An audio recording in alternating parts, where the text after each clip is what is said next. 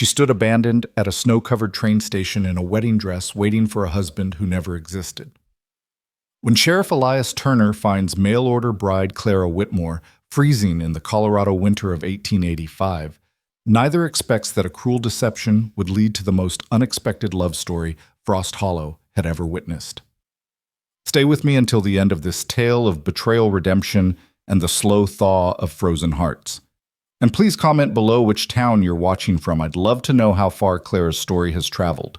The train's whistle cut through the winter air like a blade through silk, its mournful cry echoing across the snow-laden valley of Frost Hollow, Colorado.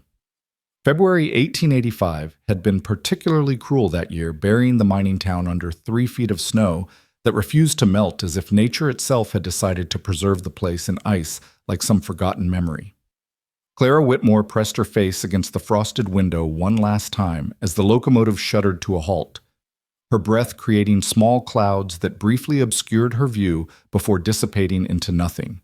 She had memorized every word of his letters during the 3-day journey from Philadelphia, each promise, each endearment, each carefully penned description of the life that awaited her.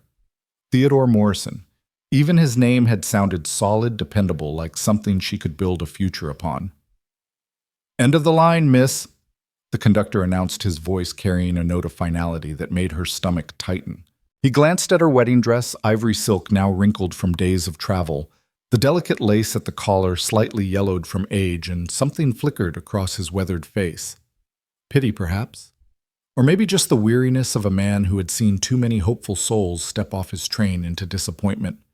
Clara gathered her courage along with her single suitcase, the leather worn soft from her mother's years of use.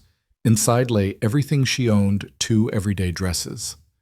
Her mother's Bible, a silver hairbrush that had belonged to her grandmother, and the packet of letters tied with a blue ribbon.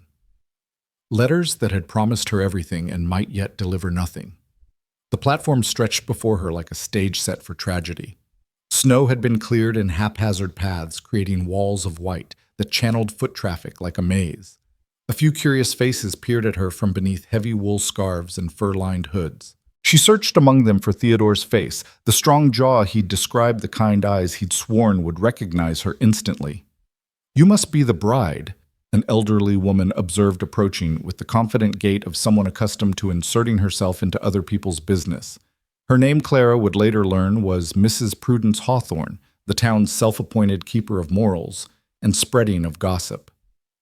Morrison's bride from back east. "Yes," Clara replied, her voice barely above a whisper. The cold had already begun seeping through her thin traveling boots, numbing her toes. "I'm Clara Whitmore, soon to be Morrison. Has there been any word?" Mrs. Hawthorne's expression shifted, her thin lips pressing together in a line that spelled trouble. "Child, there ain't no Theodore Morrison in Frost Hollow. Never has been." The words hit Clara like a physical blow. She swayed slightly, her free hand reaching out to steady herself against a frost-covered pillar. "But the letters, the money he sent for passage. When did these letters start arriving?" Mrs. Hawthorne asked, though her tone suggested she already suspected the answer. 4 months ago, October. Clara fumbled with her suitcase, pulling out the packet of letters, as if they could defend themselves against this impossible accusation. "Look, here's his photograph." Mrs. Hawthorne barely glanced at the image, a handsome man with dark hair and a confident smile. "Could be anybody, dear. We get all sorts passing through here, what with the silver mines and all. Men looking for quick money, quicker exits." The crowd on the platform had grown drawn by the spectacle of the abandoned bride in her wedding dress. Clara heard whispers cascading through the gathering like water over rocks. "Mail-order bride. Foolish girl. Should have known better." "Mrs. Hawthorne?" A deep voice cut through the murmurs like an axe through wood. "That's enough entertainment for one afternoon." The crowd parted, and Clara found herself looking at a man who seemed carved from the very mountains that surrounded Frost Hollow. Sheriff Elias Turner stood well over 6 feet, his broad shoulders draped in a black wool coat that had seen better decades. His face was all sharp angles and shadows weathered by wind and loss, with eyes the color of winter sky, pale blue and distant. A silver star pinned to his chest caught what little sunlight filtered through the clouds. "Sheriff," Mrs. Hawthorne straightened her gossipy demeanor, shifting to something more respectful, tinged with fear. I was just explaining to this poor child. I heard. His gaze moved to Clara, and she felt the weight of his assessment, not unkind, but measured as if he were cataloging her potential for trouble. Miss Whitmore, is it? She nodded, unable to trust her voice. The cold had spread from her feet up through her legs, and she wondered distantly if a person could freeze to death from the inside out, starting with their hopes. There's no Theodore Morrison registered in this county, he said, his voice carrying neither judgment nor sympathy, just fact. The postmaster Samuel mentioned someone had been collecting mail under that name for the past few months. Paid him extra to keep quiet about it. Man matching your photograph left on yesterday's eastbound train. The last of Clara's strength seemed to leave with her visible breath in the cold air. Her knees buckled, and she would have fallen if the sheriff hadn't moved with surprising speed, his strong hand catching her elbow.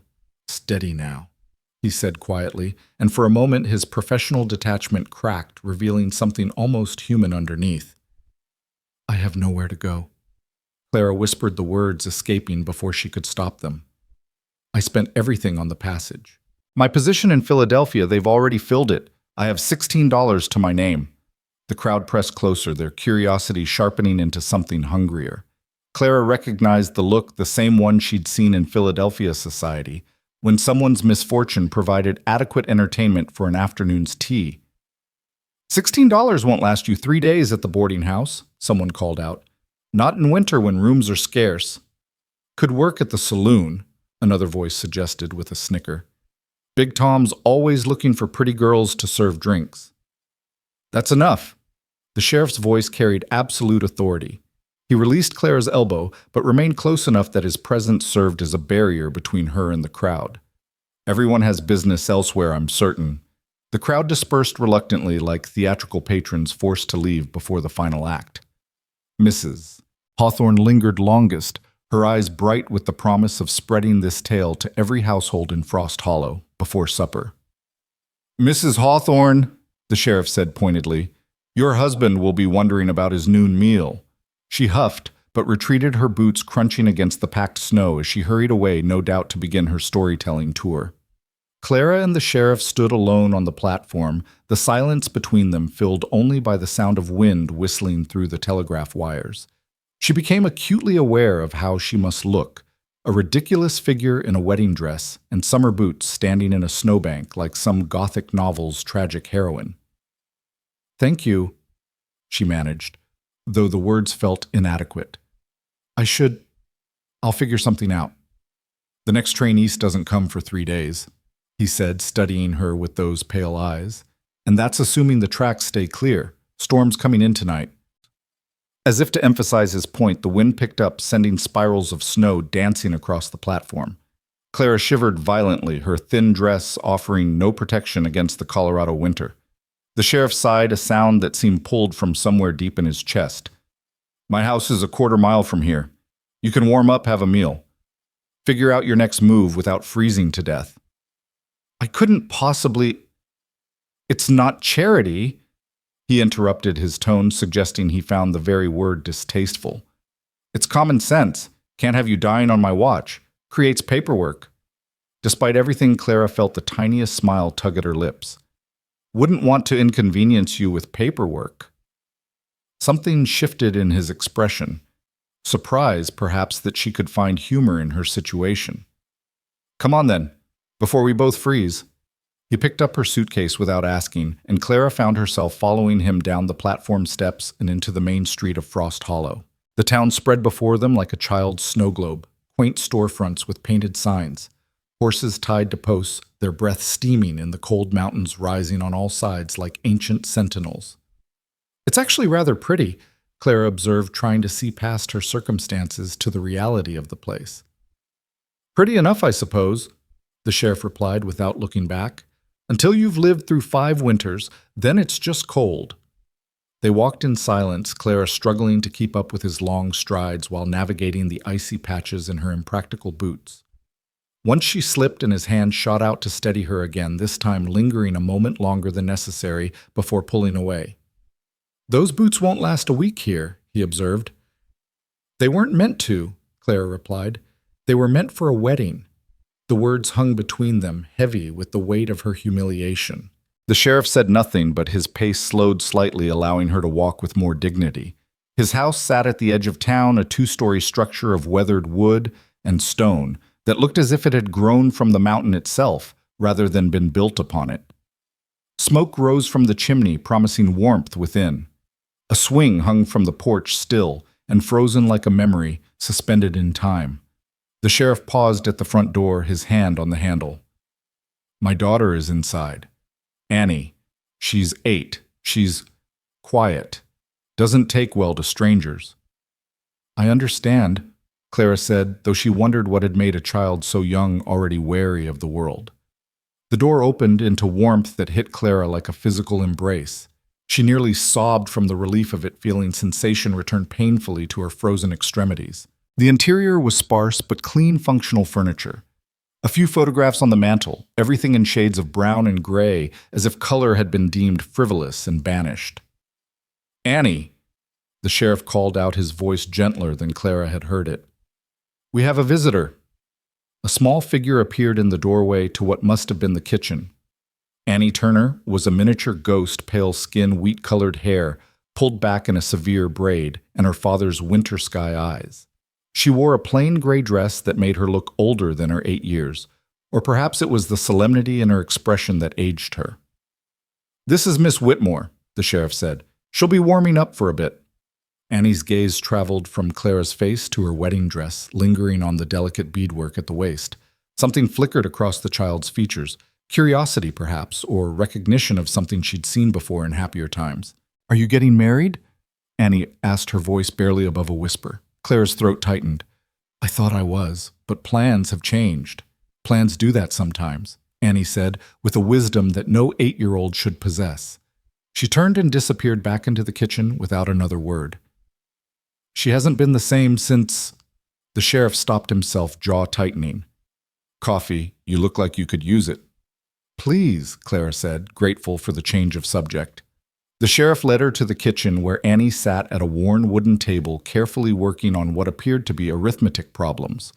Her penmanship was precise, almost frantically neat, as if perfection in small things could ward off chaos in larger ones. As the sheriff busied himself with the coffee pot, Clara noticed the details that painted a picture of loss, the third chair pushed against the wall gathering dust. The woman's apron still hanging on a hook by the door. The sampler on the wall embroidered with "Home is where love lives" in careful stitches now fading. Sugar?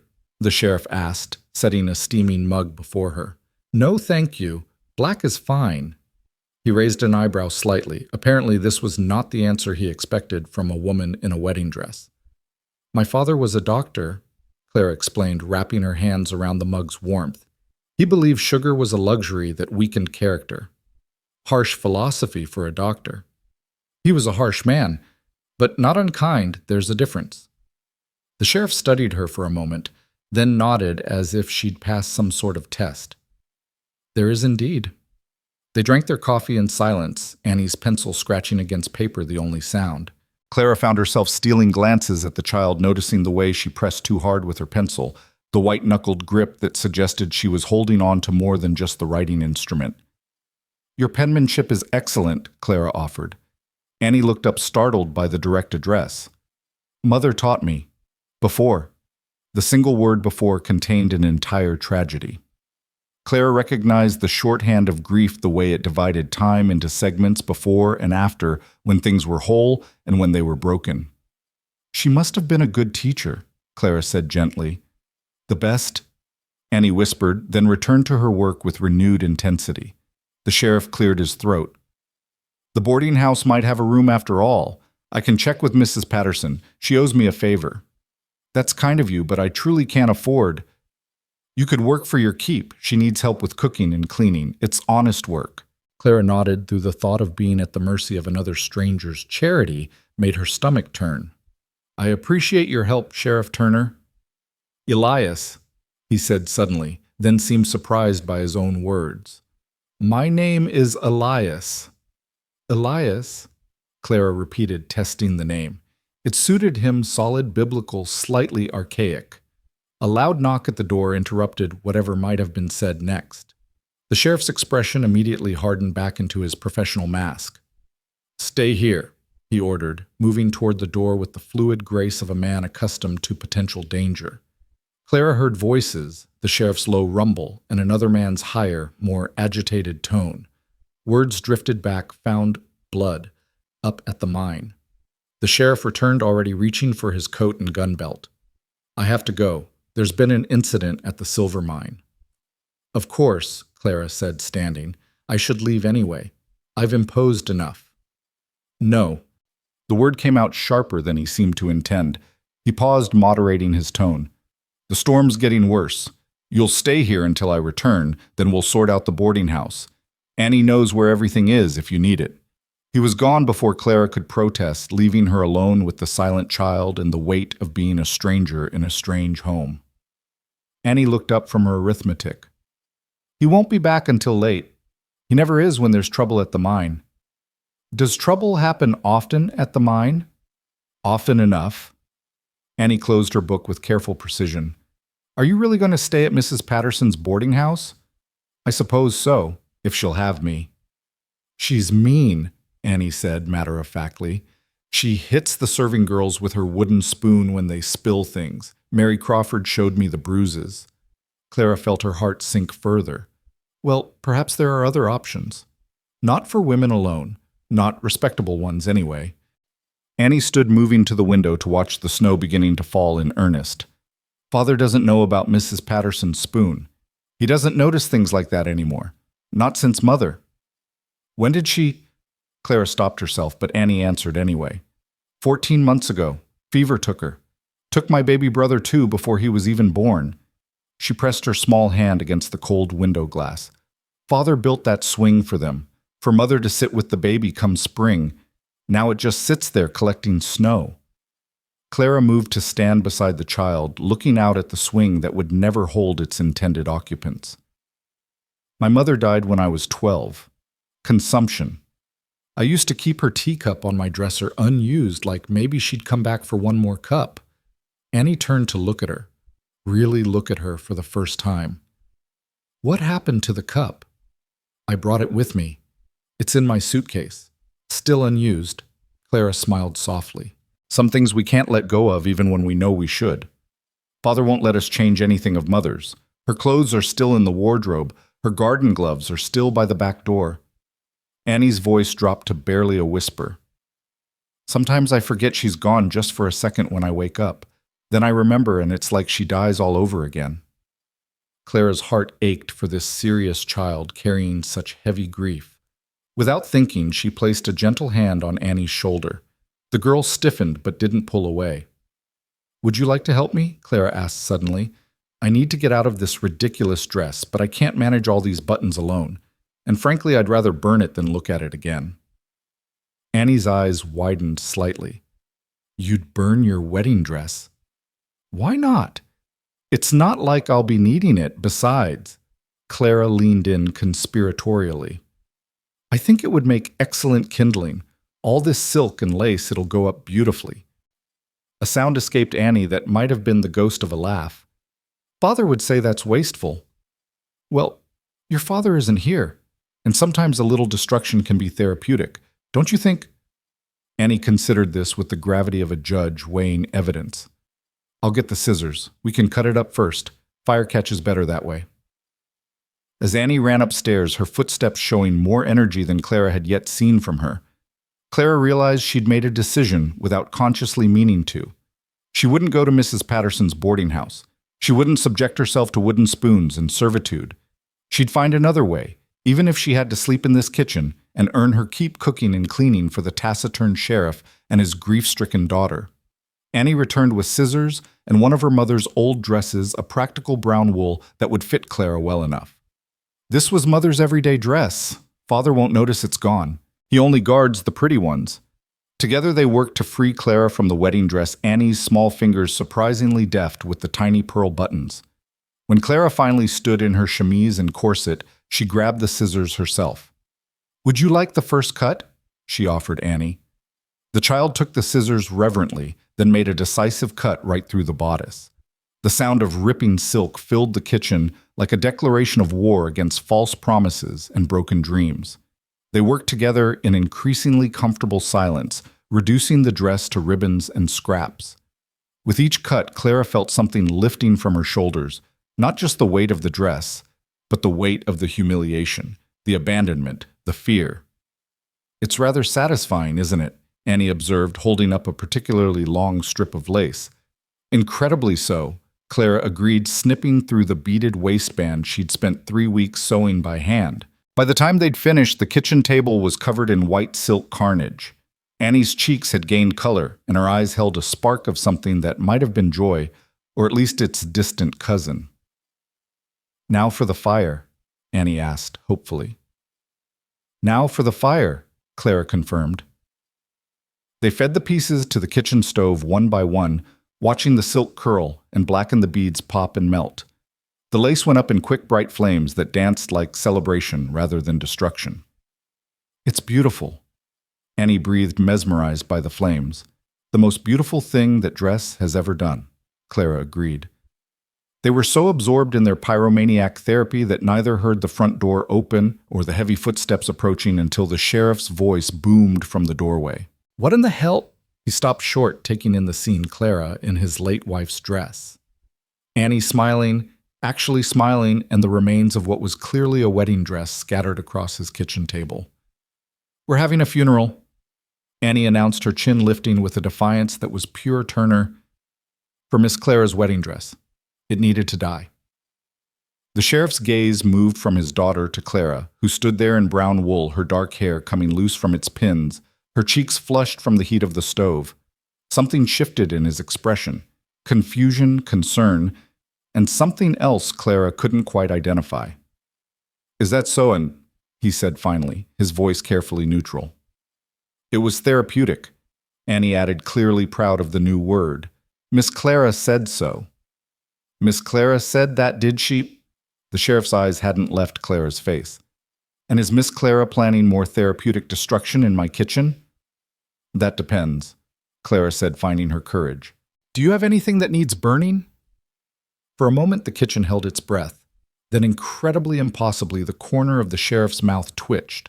Not quite a smile, but the suggestion that one might still be possible buried somewhere beneath the grief and duty. "The mine accident?" Clara asked, changing the subject to safer ground. "Handled. Cave-in on the lower level, but everyone got out." He moved to the stove, warming his hands. "Though I noticed you didn't go to Mrs. Patterson's as discussed." "Annie informed me about the wooden spoon policy," Clara said carefully. "I thought perhaps we could discuss alternatives." "Did she now?" He glanced at his daughter, who was trying to look innocent while feeding another piece of lace to the flames. "And what alternatives did you have in mind?" Clara took a breath, knowing she was about to cross a line that couldn't be uncrossed.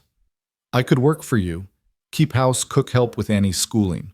Just until the weather clears and I can find proper employment. I'm excellent with numbers. I can read Latin and French, and I make the best apple pie in Philadelphia.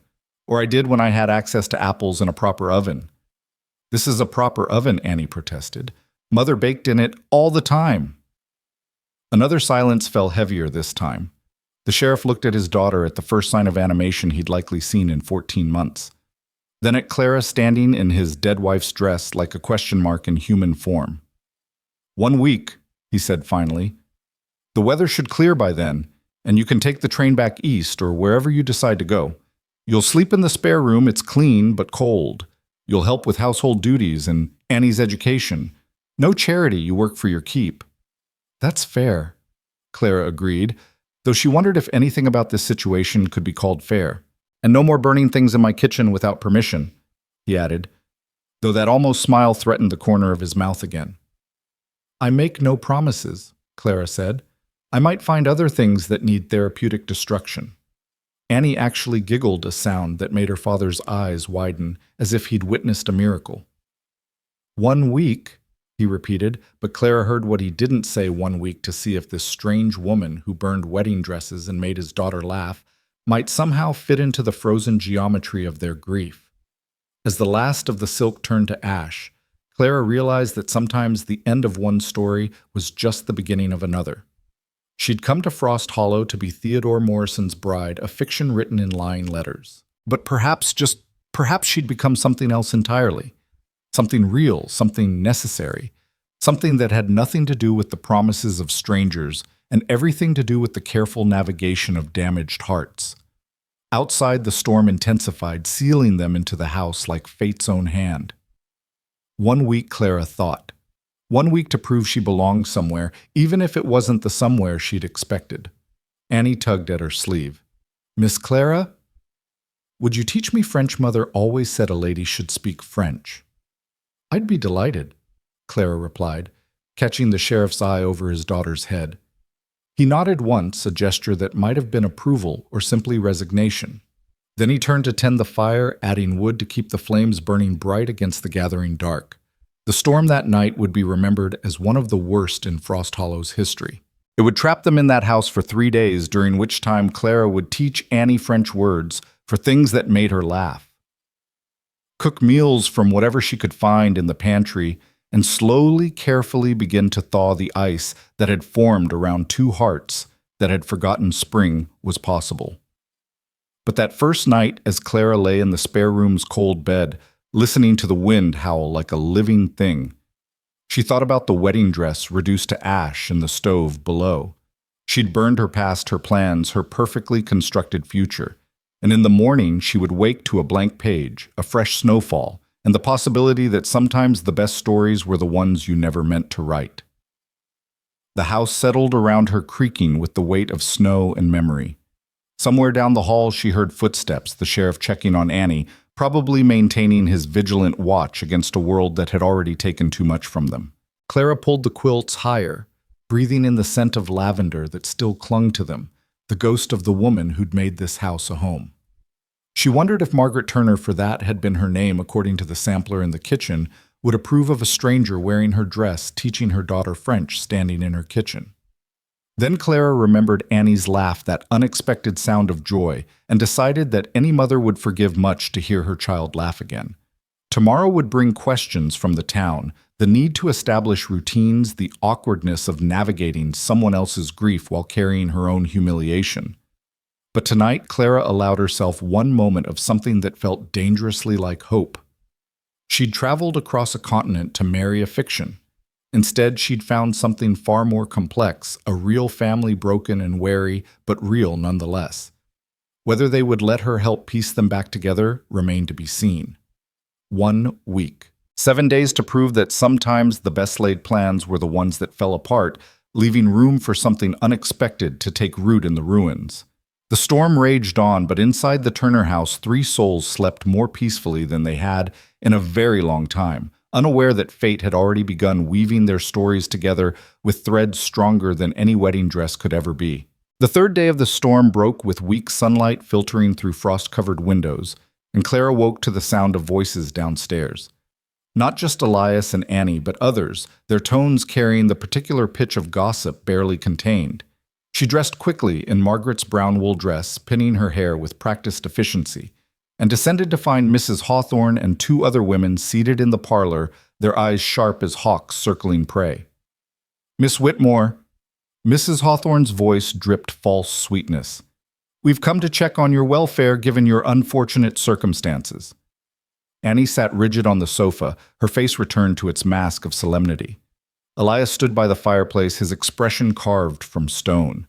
The very air in the room felt charged with unspoken accusations.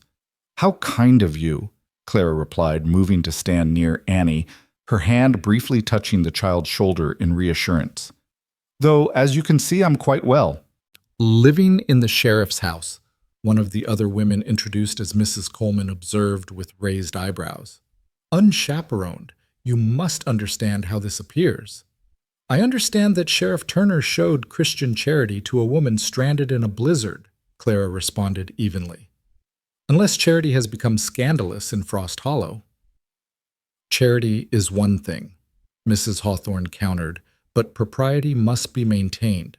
The sheriff is a widower, you're an unmarried woman, who sleeps in the spare room and works for her keep." Elias interrupted, his voice carrying quiet authority. "Miss Whitmore has been helping with Annie's education and household management during the storm.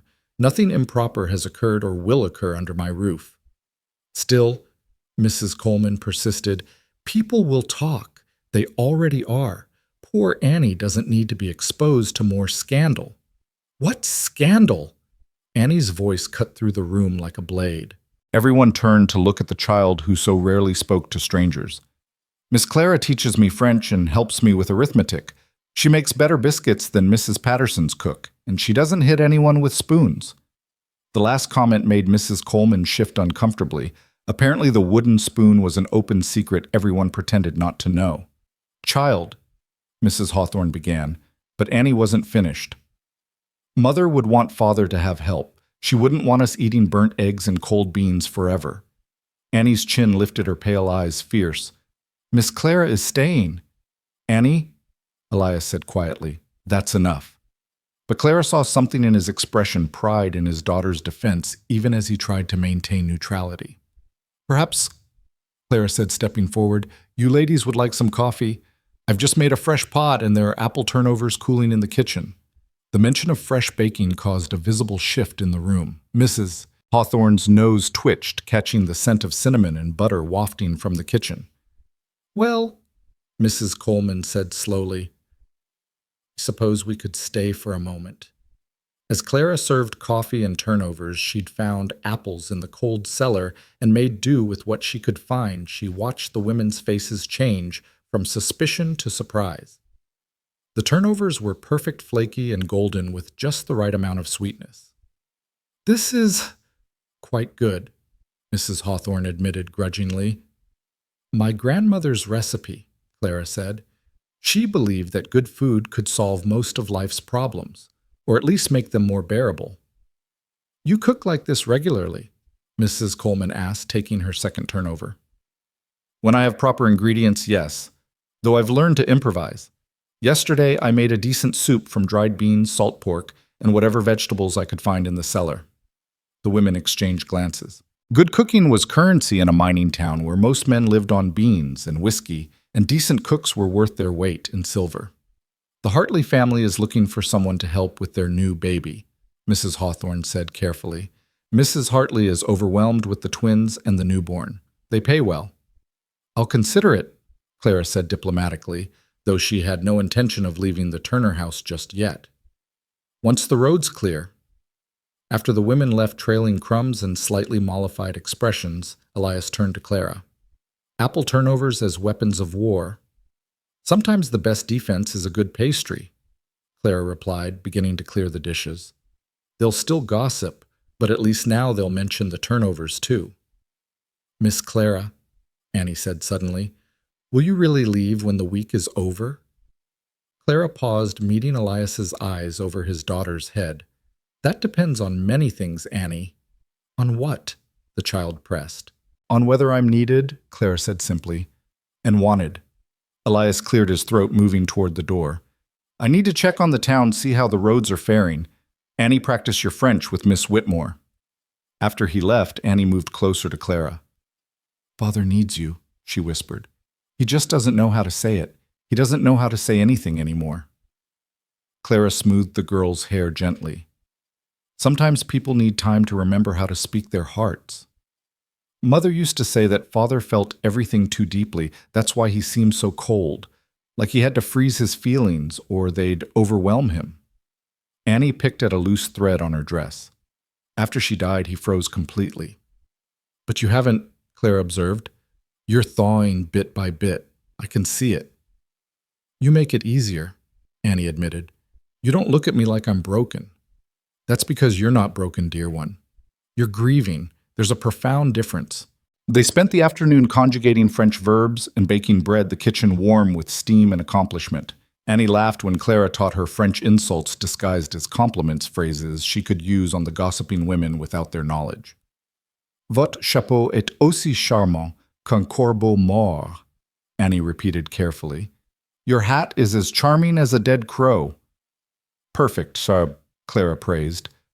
Though perhaps save that one for special occasions. As evening approached, Elias returned with news that the roads were beginning to clear. The train would likely run again within 2 days. Clara felt Annie's hand slip into hers, squeezing tightly. 2 days, Annie whispered. Dinner that night was quieter than usual, each of them aware of time's passage. Clara had made pot roast with carrots and potatoes, the meat so tender it fell apart at the touch of a fork. Elias ate with focused attention as if memorizing the flavors. "This is excellent," he said finally. "Where did you learn to cook like this?" "Necessity," Clara replied. After Mother died, Father was useless in the kitchen. It was learn to cook or survive on his attempts at soup, which generally resembled dishwater with ambitions. "You've never mentioned your father beyond his profession," Elias observed. "He died 2 years ago. Heart failure. He was treating patients until the day he collapsed." Clara paused, remembering. He always said he'd die working, and he was right. "Is that why you answered the advertisement, 'No family left'?" Clara nodded. No family, no prospects, and Philadelphia society has little use for educated women without connections or fortune. When Theodore's or whoever he really was, when his letters came, they seemed like Providence. "Providence has a cruel sense of humor," Elias said darkly. "Or perhaps a complex one," Clara suggested. "After all, if I hadn't been deceived, I wouldn't be here teaching Annie French insults and making pot roast." "Madame Hawthorne est une vieille chèvre," Annie interjected proudly. Elias raised an eyebrow. "Do I want to know what that means?" "Probably not," Claire and Annie said in unison, then looked at each other and giggled.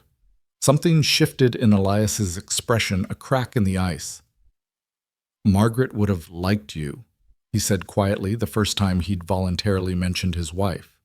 "She appreciated women with spine and humor." "Tell me about her," Clara said gently. Elias was quiet for so long Clara thought he wouldn't answer. Then slowly, like water through a broken dam, words began to flow. "She was nothing like what I expected when we married. I thought I was getting a proper Eastern lady, all manners and decoration. Instead, I got Margaret. She could shoot better than most men, cursed in 3 languages, and once punched Big Tom in the face when he suggested women shouldn't vote." A ghost of a smile touched his lips. "She was magnificent." "She sounds it," Clara agreed. "She made this house alive." He continued, his eyes distant with memory. "Every room had flowers in summer, even if they were just wildflowers from the meadow. She'd sing while she cooked terribly off-key, but with such joy you didn't care.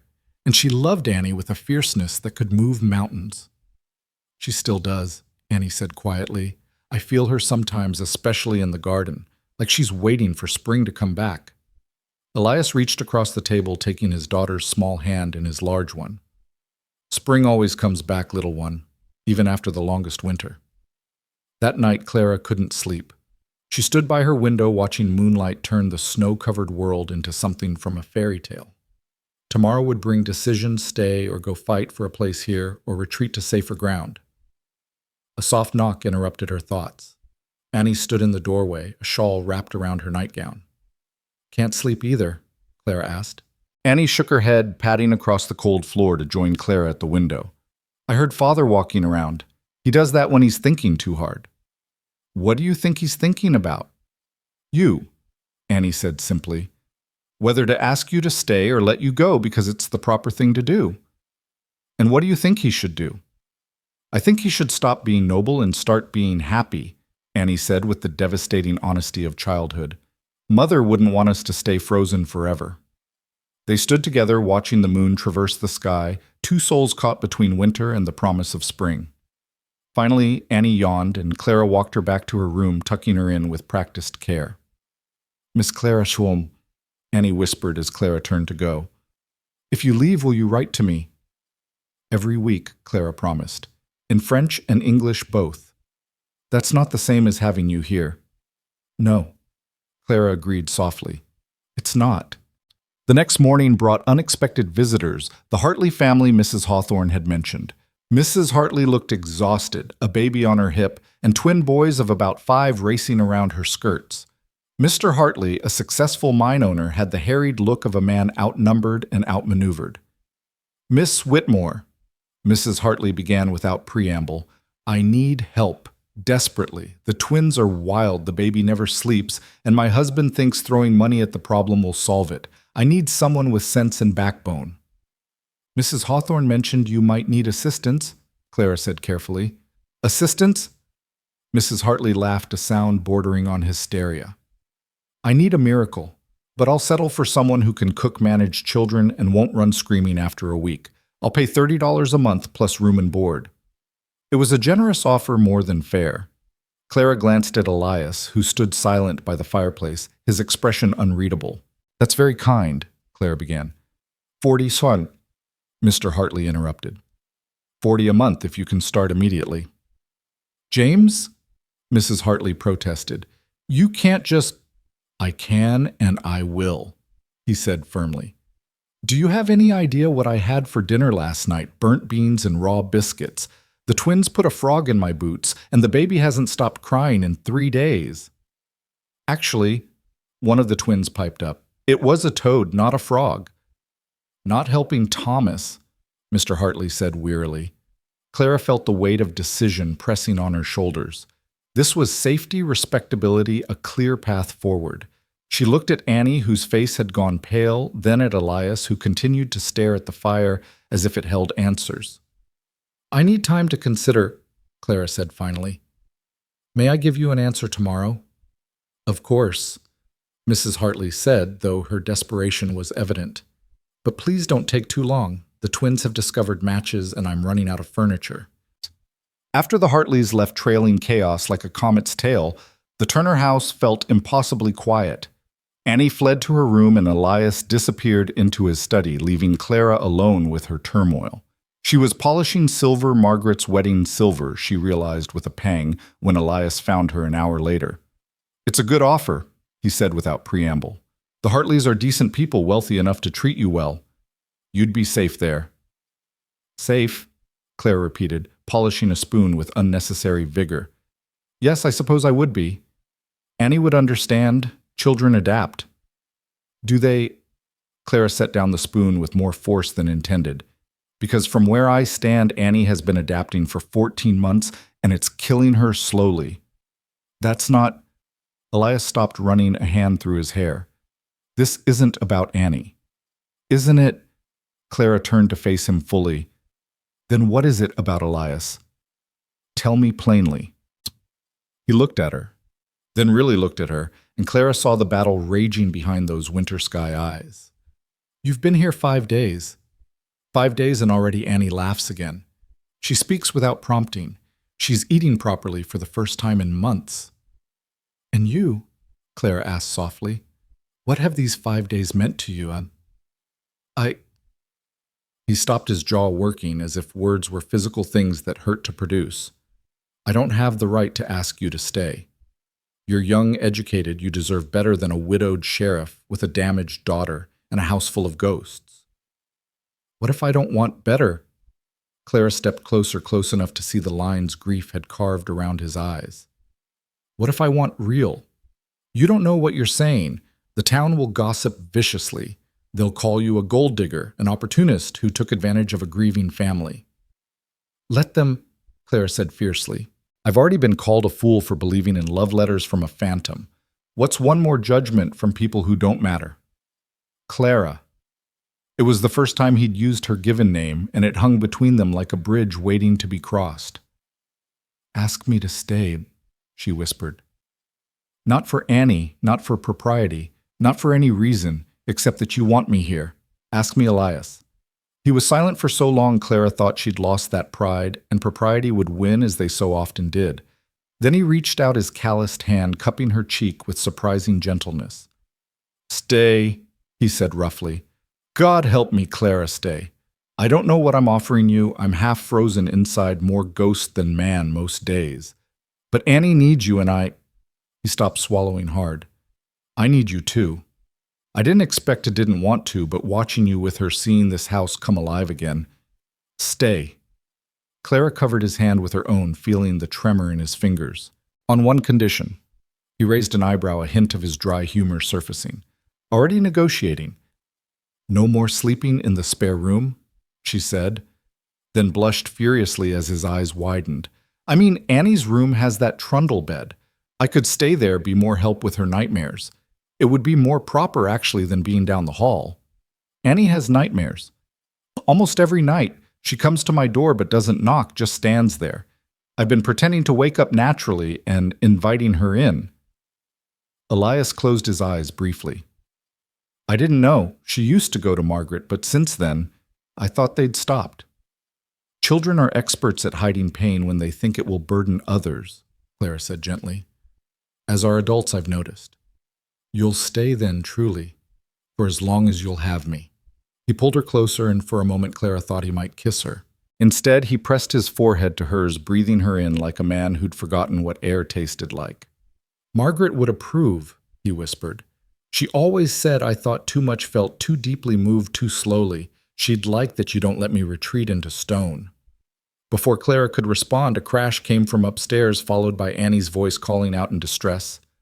They broke apart, rushing toward the sound, and found Annie standing in her mother's room, a place Clara had never seen open before, surrounded by fallen boxes from the closet. "I'm sorry," Annie gasped, tears streaming down her face. "I just wanted to smell her perfume to remember, but I knocked over the boxes and shh, little one." Elias scooped his daughter into his arms, something he hadn't done in Clara's presence before. "It's all right." Clara surveyed the scattered contents, photographs, letters, clothes, that still held the shape of the woman who'd worn them. Her eye caught on something gleaming in the corner, and she picked it up carefully. A locket, gold and delicate, with an inscription too worn to read. "That was Mother's," Annie said, hiccuping through her tears. "She wore it every day. Father gave it to her when they married." Elias set Annie down gently and took the locket from Clara, his fingers tracing the worn surface. Then, surprising them all, he reached out and fastened it around Annie's neck. "She'd want you to have it," he said quietly, "to remember that love doesn't end just because someone leaves. It just changes shape." Annie fingered the locket wonderingly, then threw her arms around her father's neck. Over his daughter's head, Elias's eyes met Clara's, and she saw the moment he truly decided to let her in, not just into his house, but into the careful reconstruction of their family. "Miss Clara's staying," he told Annie, who pulled back to look at him with wonder. "If that's acceptable to you, of course." "Really?" Annie turned to Clara. "Really, truly?" "Really, truly," Clara confirmed. Annie launched herself at Clara, nearly knocking her over with the force of her embrace. "We can learn more French and bake every day, and you'll help me with arithmetic, even though it's awful." All of that and more. Clara promised, holding the child tight. That evening, they moved Clara's few belongings into Annie's room, setting up the trundle bed with fresh linens that smelled of lavender. Margaret's lavender carefully preserved in the linen closet, like a memory made tangible.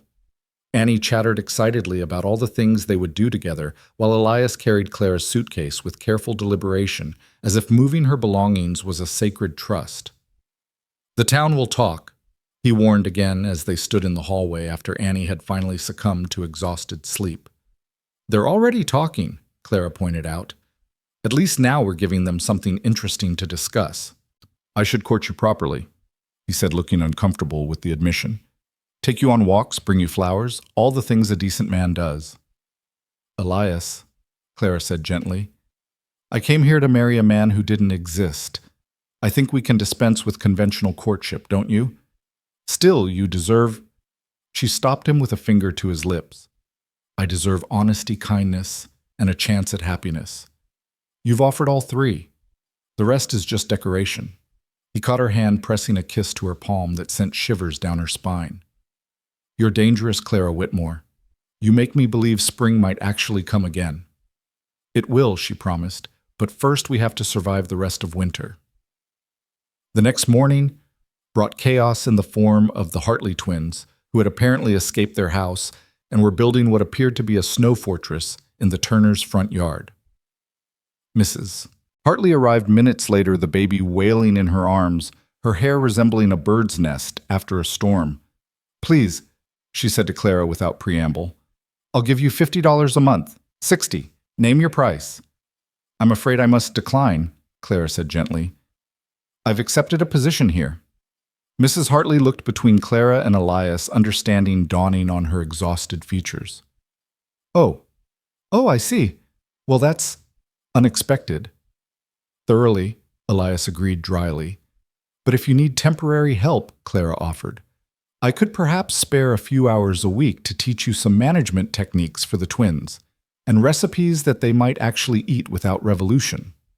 Mrs. Hartley's eyes filled with tears of gratitude. Would you really? Of course, we women must support each other, mustn't we? As Mrs. Hartley wrangled her twins, who had somehow managed to put snow down each other's shirts, while the adults were talking, she turned back with a wry smile. You know, Miss Whitmore, when you arrived in that wedding dress, I thought you were just another Eastern fool chasing Western dreams. But you might just be the smartest woman in Frost Hollow. Why do you say that? Because you've done what half the widows and spinsters in town have been trying to do for 14 months. You've thawed Elias Turner. She glanced at the sheriff, who was helping untangle the fighting twins with surprising patience. And that, my dear, is no small feat. Word spread through Frost Hollow like wildfire in August. By noon, Clara had received visits from 6 different women, all with varying degrees of curiosity and judgment in their eyes. She served them coffee and whatever baked goods she could manage, answered their questions with polite deflection, and watched Annie practice her French insults under her breath. Cette femme ressemble à un chou bouilli, Annie muttered as Mrs. Coleman left, having spent 30 minutes explaining why Clara's situation was highly irregular. What does that mean? Elias asked, having caught the tone, if not the words. That woman looks like boiled cabbage, Clara translated, trying not to laugh. Accurate, Elias observed, his lips twitching. Though perhaps we should limit the French insults to private moments. Where's the fun in that? Annie protested. That afternoon, while Annie napped and the house was quiet, Clara found Elias in his study, surrounded by ledgers and looking thoroughly miserable. The mine's books, she guessed. Town finances. The mayor decided that since I have so much free time, I should audit the accounts. He rubbed his eyes tiredly. Numbers aren't my strong suit. May I? Clara gestured to the ledgers. You understand accounting. My father taught me. He said women should understand money since men so rarely did it properly. She pulled a chair beside his, trying not to notice how his nearness affected her pulse. Let's see what we have here. For the next hour, they worked side by side, Clara's quick mind untangling the messy columns, while Elias provided context for the various expenses. Their hands brushed as they reached for the same paper, and neither pulled away. There, Clara said, finally showing him the corrected calculations. You were being overcharged for supplies by nearly 15%. How did I miss that? Because you're an honest man who assumes others are too, Clara said simply. It's not a fault, just a vulnerability. He studied her face, his expression intense. You're quite remarkable, you know that. I'm practical, she corrected. There's a difference. No, he said softly. You're remarkable. The way you've handled everything, the humiliation of your arrival, Annie's needs, the town's gossip with such grace and humor. Margaret would have adored you. You speak of her more easily now, Clara observed. You make it easier. You don't flinch when I mention her, don't act like she's a forbidden topic. It's freeing. She was part of making you who you are, Clara said. Why would I want to erase that? He was quiet for a moment, then asked, Do you think about him? The man who deceived you, Clara considered. Sometimes, not with longing, but with curiosity. What kind of person creates such an elaborate fiction? Was it always meant to be cruel, or did he convince himself it was real too? Does it matter? Not anymore, Clara admitted. His deception brought me here. In the strangest way, I owe him a debt. That's a generous view of betrayal. Or a practical one. Bitterness is exhausting, and I have too much to do to waste energy on it. Elias reached out, tucking a strand of hair behind her ear. What did I do to deserve you walking into my life? You opened your door during a blizzard, Clara said simply. Sometimes that's all fate needs, one open door. That evening, as Clara helped Annie with her bath, the child asked, Will you marry father? Clara nearly dropped the soap. That's a big question, little one, but a logical one. You're living here, you take care of us, you make father smile. In books, that always leads to marriage. Life isn't exactly like books, Annie. It could be, Annie said stubbornly, if people would just cooperate. Clara laughed, rinsing soap from Annie's hair. And what would you think about that? If your father and I... If things progressed in that direction? Annie was quiet for a moment, then said, "Mother told me once that hearts are like houses. They can hold more than one family if you build them right. She said it when Mrs. Miller died and Mr. Miller remarried. Everyone said it was too soon, but Mother said love doesn't follow schedules. Your mother sounds like she was very wise." "She was, and I think she'd like you. You both see the world as it could be, not just as it is." Later, after Annie was asleep, Clara stood on the porch watching stars appear in the clear winter sky. Elias joined her, bringing a shawl for her shoulders. "The train's running again," he said quietly. "Came through this afternoon." "I know. You could still leave. Find a place without complications, without gossip, without you," Clara interrupted. "Without Annie. Without this house that's starting to feel like home. No, thank you." "Clara, I need to be clear about something." He turned her to face him, his hands warm on her shoulders. "I'm not whole. I may never be whole again. Part of me died with Margaret, and that part isn't coming back." "I'm not asking for whole," Clara said. "I'm asking for real, for honest, for whatever you can give while you heal. And if I never fully heal, then we'll be partially broken together. That sounds better than being perfectly intact alone." He kissed her then, sudden and fierce, like a man who'd forgotten he was allowed to want things. Clara melted into him, her hands fisting in his coat, feeling the ice around his heart crack and shift. When they broke apart, both breathing hard, Elias rested his forehead against hers. "The proper thing would be to wait, to let morning pass to court you appropriately." "When have we done anything properly?" Clara asked. "I arrived in a wedding dress to marry a phantom. You took in a stranger during a blizzard. Annie speaks French insults to gossips. We're not a proper family, Elias. We're a real one. The town will talk regardless. Let them. We'll be too busy living to notice." He kissed her again, softer this time, like a promise rather than a plea. "Margaret told me once that I'd know when it was time to live again, that something would wake me up. I thought she was wrong that I'd stay frozen forever. And now I think she might have been right about everything. She usually was." They stood together watching the stars wheel overhead, two damaged souls finding warmth in each other's presence. Inside, Annie slept peacefully for the first time in months, the locket around her neck catching moonlight like a blessing. The next morning brought unexpected sunshine and a telegram that would change everything. Elias read it twice, his face paling before handing it to Clara. "It's from a lawyer in Denver," he said. "Theodore Morrison, his real name was James Fletcher, was arrested trying the same scheme there. They found evidence of 12 women he'd deceived over the past 2 years. They want you to testify." Clara stared at the telegram, feeling a strange mix of vindication and pity. 12 women, 12 broken hearts, and empty pockets. "You don't have to go. They have enough evidence without you." "But I should," Clara said slowly. "For closure, if nothing else. To look him in the eye and show him he didn't destroy me." "We'll go together," Elias said firmly. "All 3 of us. Annie could use a trip and I have business in Denver anyway." "You don't have business in Denver." "I do now." His jaw set stubbornly. "You're not facing him alone."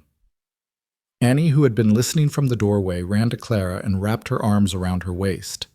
"We're a family now. Families face things together." Clara looked at these 2 people who had become her world in just a week's time and felt her heart expand to accommodate this new truth. She'd come to Frost Hollow to marry a lie, but she'd found something infinitely more precious, a love built on truth, on shared grief and tentative joy, on French insults and burned wedding dresses and apple turnovers served to gossiping neighbors. "Yes," she said, holding Annie close while meeting Elias's eyes. "We're a family, and families face things together." The train to Denver carried them through mountain passes still heavy with snow, and Clara watched Annie press her nose against the window, marveling at views she'd never seen before. Elias sat across from them in their private compartment. He'd insisted on the expense. Despite Clara's protests, his presence both protective and slightly uncertain, as if he wasn't quite sure how to navigate this new configuration of their lives. "Look, Miss Clara!" Annie exclaimed, pointing at a frozen waterfall cascading down a cliff face. It's like God made ice sculptures just for us. Beautiful things often come from frozen moments, Clara replied, catching Elias's eye. He shifted in his seat, the corner of his mouth lifting slightly, his version of a smile that was becoming more frequent, like spring flowers pushing through snow. They'd been traveling for 6 hours when Annie finally asked the question that had been hovering unspoken since they'd boarded. What if he says terrible things about you in the courtroom? Clara set down the book she'd been pretending to read. Then I'll know they're the words of a desperate man who's been caught. His opinion of me stopped mattering the moment I realized he never existed. But won't it hurt? Annie persisted with the directness of a child who'd learned that pain was part of life's curriculum. Perhaps, Clara admitted, but I've been hurt before and survived. The trick is not letting hurt turn into hardness. She glanced at Elias, who was studying his hands as if they held answers. Sometimes the bravest thing we can do is stay soft despite the sharp edges of the world. Elias looked up, then something raw and grateful in his expression. Margaret used to say something similar, that courage wasn't about not feeling pain, it was about feeling it and choosing love anyway. Your wife was a philosopher, Clara said gently. She was everything. Elias replied, then paused, reconsidering. She was everything then. Now there's room for more without diminishing what was. The words hung in the compartment like a confession, and Annie reached over to take her father's hand. Mother would like that you're not frozen anymore, she said simply. She hated when you got too serious. Remember when she put soap in your coffee because you hadn't smiled in 3 days? That was salt, Elias corrected, his eyes warming with memory, and it was because I'd been working a murder case that had gone cold. She said if I was going to be sour, I might as well taste it too. Clara laughed, imagining the scene.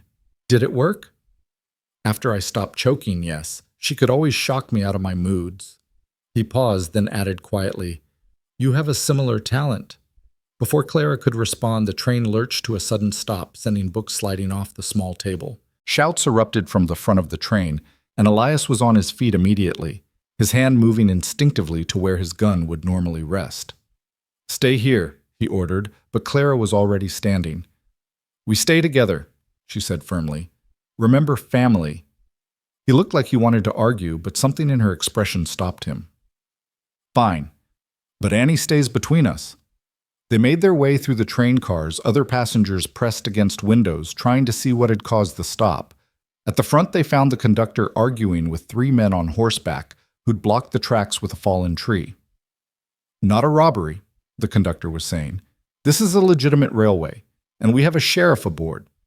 Sheriff Turner, one of the men interrupted, touching his hat mockingly as Elias approached. Heard you were traveling with your new woman, the one who came to marry that confidence man. Clara recognized him then, Jack Morrison from Frost Hollow, though no relation to her fictional fiancé. He'd been one of the loudest voices gossiping about her situation at the general store. Is there a problem here, Morrison? Elias's voice carried the kind of authority that made smart men reconsider their choices. No problem, Sheriff. Just wanted to make sure Miss Whitmore knows her stories made it all the way to Denver. Folks are real interested in the woman who moved into your house before your wife's barely cold in the ground. The words hit like a slap, but before Elias could respond, Clara stepped forward. Mr. Morrison, how thoughtful of you to ride all this way just to deliver gossip. Though I'm curious, did your wife know you were taking this little trip, or does she still think you're at the mining camp where you told her you'd be? Morrison's face reddened. You don't know what you're talking about. Don't I? Clara's voice was pleasant, conversational even. Annie, darling, what was that French phrase we learned about men who speak too loudly about others' business? Les hommes qui parlent le plus fort ont souvent les plus grands secrets, Annie recited perfectly. Her chin lifted in a gesture pure Elias. What did she say? Morrison demanded. She said you have lovely horses, Clara lied smoothly. Though I might add that men who have time to block trains and spread gossip might want to ensure their own houses are in order. I believe your wife has been quite lonely these past evenings. Perhaps Mrs. Patterson at the boarding house could tell you more about who's been keeping her company. The color drained from Morrison's face. It was a guess on Clara's part based on whispers she'd heard at the general store, but his reaction confirmed it. "You're bluffing," he said, but his voice lacked conviction. "Am I?" Clara smiled sweetly. "I suppose you could risk it. Or you could move that tree and go home to your wife, grateful that not everyone spreads every bit of gossip they hear." The three men exchanged glances, then Morrison nodded sharply. "Move the tree," he told his companions. As they worked, he looked back at Clara with something between respect and wariness. "You're not what I expected, Miss Whitmore."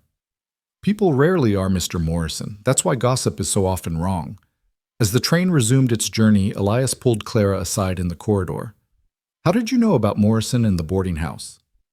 "I didn't, not for certain, but guilty men always assume others know their secrets. It's remarkable how often a confident guess becomes truth in the right circumstances." "You're terrifying," he said, but there was admiration in his voice. "Remind me never to cross you." "Oh, Elias," Clara said, reaching up to straighten his collar, "you'd never give me reason to." Annie, who'd been watching with bright eyes, tugged on Clara's sleeve. "Could you teach me to do that? To make grown men afraid with just words?" "When you're older," Clara promised. "Though something tells me you've inherited enough of your father's intimidating presence and your mother's wit to manage just fine on your own." They reached Denver as evening painted the sky purple and gold. The city sprawled before them, larger and louder than anything Annie had ever seen. She clung to Clara's hand as they navigated the crowded platform, her eyes wide with wonder and worry. The hotel Elias had booked was respectable but not ostentatious. He'd learned quickly that Clara preferred comfort to showiness. They had adjoining rooms maintaining propriety while allowing them to feel like the unit they were becoming. That night, as Clara helped Annie prepare for bed in the unfamiliar room, the child asked, "What if tomorrow goes badly? What if they say you were foolish to believe him?" "Then they'd be right," Clara said, brushing Annie's hair with long, soothing strokes. "I was foolish, but foolishness isn't always wrong, Annie. Sometimes we have to risk foolishness to find wisdom." "I don't understand." "If I hadn't been foolish enough to believe those letters, I never would have come to Frost Hollow. Never would have met you and your father. Sometimes our mistakes lead us exactly where we need to be." Annie turned to face, her eyes serious. "Do you love him, Father? I mean..." Clara considered lying, providing some comfortable deflection. But this child had seen too much truth to be fed pretty falsehoods. "I'm learning to. Love isn't always instant, Annie. Sometimes it grows slowly like plants under snow, invisible until spring reveals what's been developing all along. Mother said she knew she loved Father the moment he arrested her for disturbing the peace."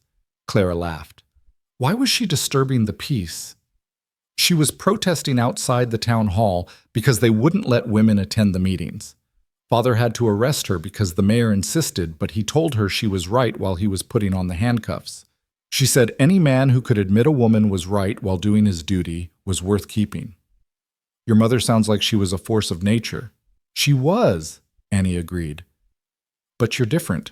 You're like a river, quiet but strong, wearing down rocks not by force but by persistence." "That's quite poetic for a girl who claims to hate writing assignments." Annie grinned. "Don't tell Father. He thinks I'm terrible at composition." A knock at the connecting door interrupted them. Elias stood in the doorway looking uncomfortable in his formal suit. He'd dressed for tomorrow's court appearance, trying it on to ensure it still fit after years of disuse. "I look ridiculous," he said, tugging at the collar. "You look distinguished," Clara corrected, standing to adjust his tie. "Like a man of consequence." "I'm a small-town sheriff who hasn't worn anything but work clothes in 2 years." "You're a man defending his family," Clara said firmly. "That's all that matters." His hands came up to cover hers where they rested on his chest. "When did you become my family's defender?" "The moment Annie taught me my first French curse word," Clara replied lightly, but her eyes were serious. "Or maybe when you gave me coffee instead of judgment. Or possibly when we burned that wedding dress and made something beautiful from destruction." "Clara," he started, but she pressed a finger to his lips. "Tomorrow will be difficult," she said. "James Fletcher or Theodore Morrison or whoever he really is will try to paint me as a desperate spinster who got what she deserved. The prosecutor will want me to cry and play the victim. The The crowd will want drama and scandal, but what they'll get is truth, simple, unadorned truth. And then we'll come back here, have a nice dinner, and take Annie to see something wonderful in this big city before we go home. Home? Elias repeated the word, carrying weight. You really think of Frost Hollow as home now? Home isn't a place, Elias. It's people. And my people are here wearing an uncomfortable suit, and they're pretending to be asleep while eavesdropping. I'm not eavesdropping, Annie protested from her bed. I'm listening with intent. Go to sleep, little spy, Elias said, but his voice was warm with affection. Tomorrow's a big day. After Annie had truly settled, Elias and Clara sat in the sitting area of her room, going over the prosecutor's questions one more time. But eventually the preparation gave way to simple conversation, the kind that happened naturally now between them. I never expected this, Elias said quietly, staring at the gaslight flickering on the wall. When Margaret died, I thought that was the end of feeling anything but duty and grief. I was prepared to raise Annie alone to be half a man doing a whole man's job. And now I find myself thinking about spring, about teaching you to shoot properly, not the Eastern way, about Annie having someone to braid her hair who doesn't create crooked disasters, about having coffee with someone who makes me want to be more than just functional. Clara reached over and took his hand, their fingers intertwining naturally. I never expected this either. I came west to marry a fiction and instead found something real, something complicated and difficult and absolutely worth fighting for. Even with the gossip, the judgment, Morrison today was just the beginning. Let them gossip, Clara said fiercely. They don't know what we're building. They see a scandal. I see a family being reborn. They see impropriety. I see healing. They see me as a fortune hunter. I see myself as a woman who found treasure in the most unexpected place. Elias pulled her closer, and she rested her head on his shoulder, feeling the steady beat of his heart through the uncomfortable suit. After tomorrow, after the trial, I want to do this properly, he said. Court you, I mean, or at least some version of it that makes sense for us. Elias Turner, are you suggesting we have a conventional relationship after all this? God, no, he said, and she could hear the smile in his voice. But I am suggesting we have our own version of it. Annie as our chaperone target practice is romantic outings discussing crime reports over dinner, our kind of proper. That sounds perfect, Clara said. Perfectly us. The next morning came too soon and not soon enough. Clara dressed carefully in her best remaining dress, a deep blue wool that Elias had bought her in Frost Hollow, insisting she needed something warmer than Margaret's clothes. Annie wore her Sunday dress looking older than her 8 years, with her serious expression and her mother's locket gleaming at her throat. The courthouse was an imposing building of red stone and ambition, filled with people who'd come to witness the spectacle.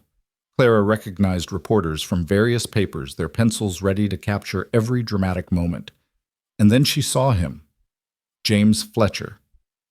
She refused to think of him as Theodore Morrison anymore, sat at the defendant's table looking smaller than his letters had suggested. He was handsome in a weak sort of way, with the kind of face that could be anyone or no one, depending on the need. When their eyes met, he had the audacity to smile sadly, as if they shared some tragic romance rather than his calculated deception. That's him, Annie whispered. He doesn't look like a villain. The worst ones never do, Elias replied grimly. Clara was called to testify within the first hour. As she walked to the witness stand, she felt the weight of every eye in the room, heard the whispers following her path. But then she looked at Elias and Annie sitting in the front row like sentinels and found her courage. The prosecutor, a thin man named Harrison, began with gentle questions about her correspondence with Fletcher. Clara answered simply without embellishment, describing the letters that had promised love security and a new life in Colorado. And you believed these promises? Harrison asked. I believed in the possibility of them, Clara corrected. I was a woman alone in a city that had no use for me. The letters offered hope. Even false hope can feel real when you're desperate enough. Tell us about your arrival in Frost Hollow. Clara described the scene at the train station, the wedding dress she'd worn, the crushing realization that she'd been deceived. She kept her voice steady, refusing to give the crowd the tears they craved. That must have been humiliating, Harrison prompted. It was educational, Clara replied. I learned that morning that dignity isn't about never falling, it's about how you choose to get back up. Fletcher's attorney, a pompous man named Whitman, took over for cross-examination. His strategy was clear from his first question. Miss Whitmore, isn't it true that you're now living with Sheriff Turner? I'm employed as his housekeeper and his daughter's tutor, yes. Living in his house, unmarried. Rather convenient, wouldn't you say? You arrive seeking one man's protection and immediately transfer to another's when the first proves fictional. Clara felt Elias tense from across the room, but she remained calm. Mr. Whitman, I find it fascinating that you're more concerned with my current employment than with your client's fraud. But to answer your implication, yes, Sheriff Turner offered me shelter during a blizzard and employment when I had none. If you find Christian charity convenient, then I suppose it was. Christian charity, Whitman repeated mockingly. Is that what you call it? Moving into a widower's home within days of arrival. I call it survival, Clara said sharply. Your client took my savings, my dignity, and my trust. Sheriff Turner gave me work purpose and respect. If you can't see the difference, perhaps you need spectacles. A ripple of laughter went through the crowd. Whitman's face reddened. You seem quite composed for a woman who was allegedly traumatized by deception. Would you prefer I faint, cry, tear my clothes in grief? Clara asked. I'm sorry to disappoint your need for theatrics, Mr. Whitman, but I've found that surviving betrayal requires less drama and more determination. So you admit you weren't truly hurt by my client's actions. I admit that I chose not to let his cruelty define my future. There's a difference between being wounded and being destroyed. Your client wounded me. What happened afterward, that was my choice, not his. Whitman tried several more angles of attack, but Clara deflected each one with calm precision. Finally, in frustration, he asked, Do you have feelings for Sheriff Turner? The courtroom went silent. Clara could feel Elias's gaze boring into her, could sense Annie holding her breath. I have profound respect for Sheriff Turner, Clara said carefully. He's shown me that not all men are fiction writers masquerading as suitors. He's been honest, kind, and protective without asking for anything in return. If that's what you mean by feelings, then yes, I have them. So you admit you've simply replaced one man with another. Clara stood slightly straighter. Mr. Whitman, your client created an elaborate fiction to steal from desperate women. Sheriff Turner offered legitimate employment to a stranded stranger. Your client wrote pretty lies. Sheriff Turner speaks difficult truths. Your client promised everything and delivered nothing. Sheriff Turner promised nothing and delivered safety, dignity, and hope. If you see those as equivalent, then you understand neither love nor fraud. I object to the witness making speeches, Whitman protested. Sustained, the judge said, but he was hiding a smile. Though the witness makes her point clearly. Do you have any other questions, counselor? Whitman, recognizing defeat, dismissed Clara. As she walked back to her seat, Fletcher suddenly stood. Clara, he called out, his voice carrying the same false warmth as his letters. I did care for you. The feelings were real, even if the circumstances... No, Clara said, stopping, but not turning to face him. Nothing about you was real. You were a story I told myself when I was lonely. Now I have better stories. True ones. She took her seat between Elias and Annie, feeling their presence like armor. Annie slipped her small hand into Clara's while Elias's hand found her other one, his thumb brushing across her knuckles in silent support. The trial continued for 3 more hours with testimony from other women Fletcher had deceived. Each story was a variation on the same theme: loneliness, exploited hope, weaponized trust, betrayed.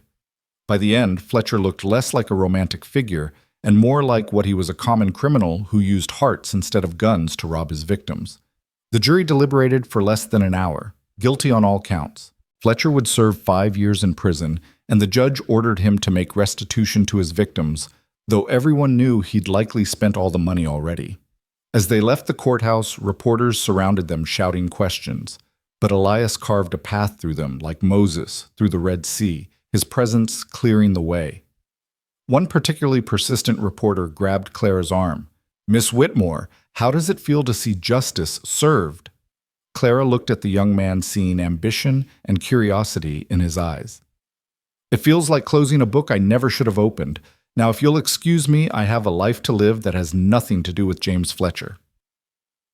Outside Denver's afternoon sun was bright and clean. Annie danced between them, energized by the drama and its resolution. You were magnificent, she told Clara, like a warrior queen with words instead of swords. Your vocabulary is improving, Clara observed. Magnificent is a good word. Father taught it to me. He said it's what you are. Clara looked at Elias, who was suddenly fascinated by the architecture of nearby buildings. Did he now?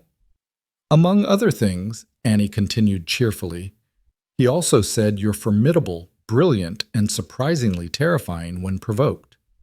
Annie, Elias warned, what you did say those things last night when you thought I was asleep. Clara laughed, the sound bright in the Denver afternoon. Well, Sheriff Turner, I'm flattered by your assessment. It's accurate, he said gruffly. Watching you handle that attorney was like watching a cat play with a mouse. Poor bastard never stood a chance. They spent the afternoon showing Annie the city, the grand shops with their window displays, the park with its carefully manicured gardens, the ice cream parlor where Annie tried chocolate ice cream for the first time and declared it proof that God loved children. That evening in the hotel's dining room, Elias raised his glass of wine, a rare indulgence. To Clara Whitmore, he said, who came to Colorado to marry a lie, and instead taught a frozen sheriff and his daughter how to live again. To us, Clara corrected. To unconventional families and unexpected gifts. To being foolish enough to believe in love letters and wise enough to recognize real love when it stands in front of you in a sheriff's star and a child's smile. To Mother, Annie added quietly, lifting her glass of milk. Who would have loved this whole adventure? They drank, and Clara felt something settle in her chest, a rightness, a recognition that sometimes the worst detours led to the best destinations. Later, after Annie was asleep, Clara and Elias stood on the hotel's small balcony, looking out at Denver's lights spreading like fallen stars. Thank you, Elias said suddenly, for being strong today, for not letting them make you a victim. I'm not a victim, Clara said simply. I'm a woman who took a chance that didn't work out the way I expected, but I'd do it again knowing what I know now. Even the humiliation, the deception, especially that, because it led me to you and Annie, to a real home instead of a pretty fiction. Elias turned her to face him, his hands framing her face with infinite gentleness. Clara Whitmore, you've undone me completely. I was prepared to stay frozen forever, and you've gone and thawed everything with your apple turnovers and French lessons and fierce loyalty to a child who isn't even yours. She's mine in every way that matters, Clara said firmly. Blood doesn't make family, Elias. Choice does, and I choose you both every day without question or regret. He kissed her then, there on the balcony with Denver as witness, and it was nothing like the desperate kisses of new love. It was something deeper, more certain the kiss of two people who'd seen each other's broken pieces and decided to build something new from the wreckage. When they pulled apart, Clara noticed movement in the window. Annie stood there in her nightgown, grinning broadly.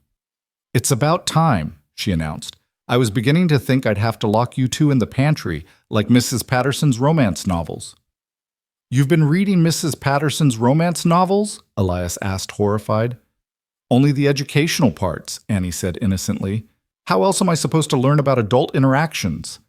By observing your elders and doing the opposite, Clara suggested, trying not to laugh at Elias's expression. But you two are terrible at romance, Annie protested. All you do is make meaningful looks and discuss household management. That's our version of romance, Elias said, scooping his daughter into his arms, despite her protest that she was too old for such treatment. Some people like flowers and poetry. We prefer honesty and good cooking. And French insults, Annie added. Those too, Clara agreed, joining them at the window. Especially those. They stood together looking out at the city lights, a family forged not by conventional means, but by choice, by circumstance, by the strange alchemy that turns strangers into essential parts of each other's stories. Tomorrow they would return to Frost Hollow, to the gossips and the judgment and the slow work of building a life together. There would be challenges. Elias's grief hadn't disappeared, merely shifted to make room for new love. Clara's humiliation would follow her for months, maybe years. Annie would struggle with accepting a new mother figure while honoring the memory of the one she'd lost. But tonight in a Denver hotel, with the trial behind them and the future uncertain but theirs to shape, they were simply three people who'd found each other against all odds. "Tell us a story, Miss Clara," Annie requested, yawning, "about a princess who comes to a frozen kingdom." "All right," Clara agreed, settling into a chair while Annie curled in her father's lap. "Once upon a time, there was a princess who received a letter promising her a kingdom of gold. But when she arrived, she found only a kingdom of ice with a frozen king and a lonely princess who'd forgotten how to smile." "This sounds familiar," Elias murmured. "Shh," Annie commanded. "This is the good part."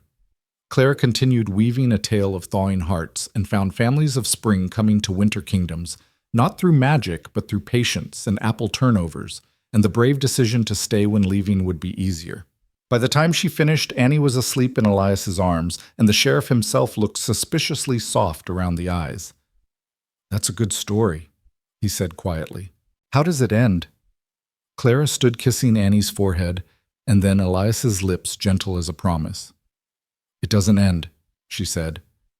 "It just keeps going season after season, each one better than the last, because the kingdom learned that ice can be beautiful, but warmth is essential." "That's not a proper ending," Elias protested. "No," Clara agreed, "but it's ours, and that makes it perfect." The journey back to Frost Hollow felt different than the one leaving it. Where tension had filled their compartment before now, there was a comfortable ease, as if the trial had been a test they'd passed together.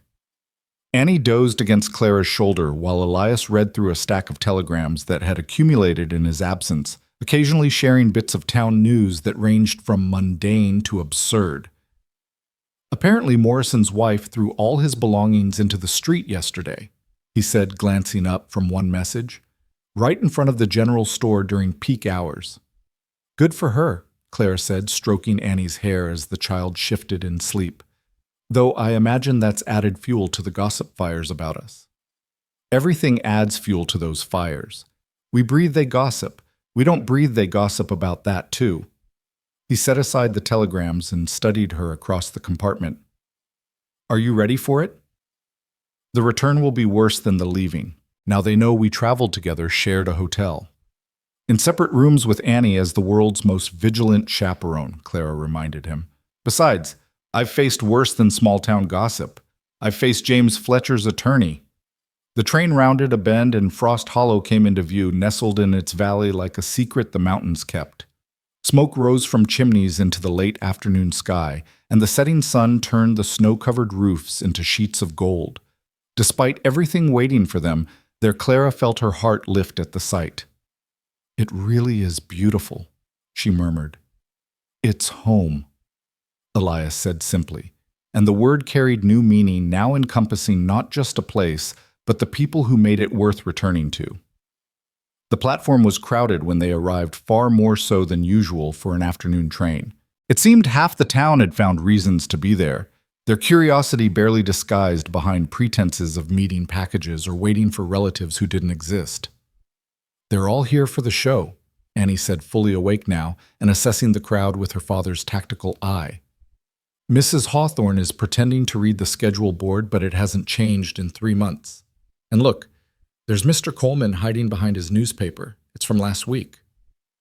"Then let's give them something worth watching," Clara said, standing and smoothing her skirts. "But not what they expect." She stepped off the train first head high, wearing the same serene expression she'd perfected during the trial. Elias followed with Annie, his presence creating its usual bubble of space around them. The crowd pressed closer, waiting for drama, for tears, for something scandalous to dissect over dinner. Instead, Clara walked directly to Mrs. Hawthorne, who nearly dropped her pretense of schedule reading in surprise. "Mrs. Hawthorne, how lovely to see you," Clara said warmly. "I hope you've been well. I brought you something from Denver. They had the most wonderful tea shop near the courthouse." She pressed a small package into the woman's hands.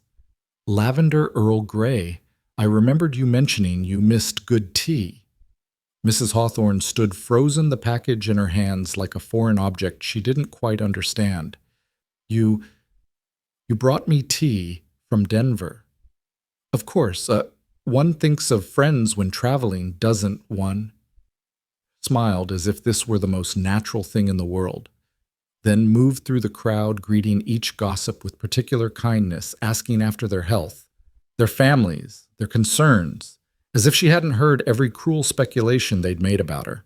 By the time they reached the sheriff's office, Elias needed to check in before heading home. The crowd had dispersed in confusion, robbed of the confrontation they'd anticipated. That was masterful, Elias said once they were alone in his office. Kill them with kindness, transform them with it, Clara corrected. Cruelty expects cruelty in return.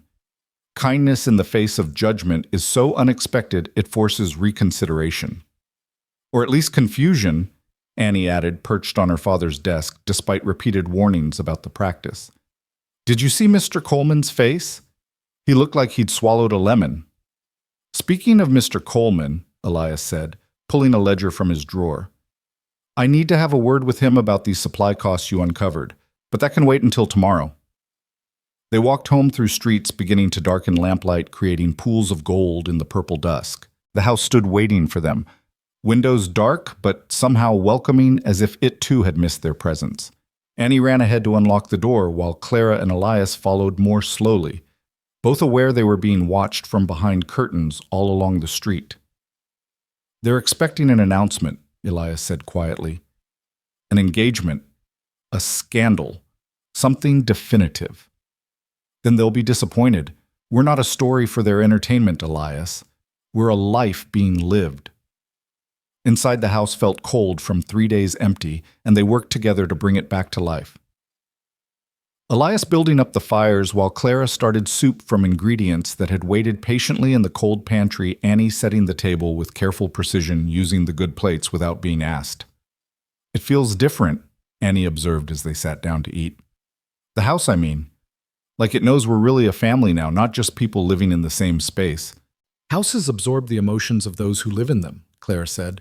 This one has held a lot of sadness. Maybe it's ready for something else. After dinner, as had become their custom, Annie practiced piano. She'd begun lessons with Mrs. Chen, the minister's wife, 2 weeks ago, while Clara mended clothes and Elias reviewed case files. It was domestic in a way that should have felt ordinary, but instead felt precious. This quiet evening recovered from the chaos of the trial. A knock at the door interrupted their peace. Elias answered it to find Dr. Brennan, the town physician, standing in the cold with his medical bag. Sorry to disturb, Sheriff, but there's been an accident at the mine. Cave-in on the 3rd level. They've pulled most men out, but young Timothy Watson is trapped. His legs crushed under a beam. I need to get there, but... He hesitated, looking uncomfortable. I could use assistance. Someone with steady hands and a strong stomach. I'll come, Elias said, immediately reaching for his coat. I'm coming too, Clara said, already moving toward her cloak. Clara, it's dangerous. I'm the daughter of a doctor, she interrupted. I've assisted with amputations, births, and everything in between. Dr. Brennan needs steady hands, I have them. Dr. Brennan looked between them, then nodded. I'd be grateful for the help, Miss Whitmore. Bring clean cloths if you have them. Annie, go to Mrs. Chen's house, Elias instructed. Tell her what's happened and wait there. I want to help, Annie protested. You are helping, Clara said, kneeling before the child. By being safe and letting us focus on saving Timothy. Can you do that? Annie nodded reluctantly, and they watched her run toward the minister's house before heading to the mine. The scene at the mine was chaos barely controlled. Men with lanterns clustered around the entrance, their faces grim with the knowledge that one of their own was dying slowly in the dark below. Women waited in clutches, some crying, others stone-faced, with the particular expression of mining families who'd waded through disasters before. Where is he? Dr. Brennan demanded, pushing through the crowd. 3rd level eastern shaft, Buch, the mine foreman, a grizzled man named Burke, replied. The support beam came down on his leg. We can't move it without risking the whole tunnel coming down. Then we operate where he is, Dr. Brennan said grimly. I'll need light, lots of it, and someone needs to hold him still. They descended into the mine, the walls pressing close, the air thick with dust and fear. Clara had never been underground like this, never felt the weight of mountain pressing from all sides, but she kept her breathing steady, following the doctor's sure steps. Timothy Watson was 18, barely more than a boy, his face white with pain and blood loss. His right leg disappeared under a massive beam, and even in the lantern light, Clara could see it was destroyed beyond saving. "Timothy," Dr. Brennan said gently, "I'm here to help, but I won't lie to you. The leg has to come off. It's that or you die down here." The boy's eyes widened in terror. "No, please, I can't. My girl won't want to cripple." "Your girl will want you alive," Clara said firmly, moving to kneel by his head. "I promise you that. Living with one leg is better than dying with two." "Who are you?"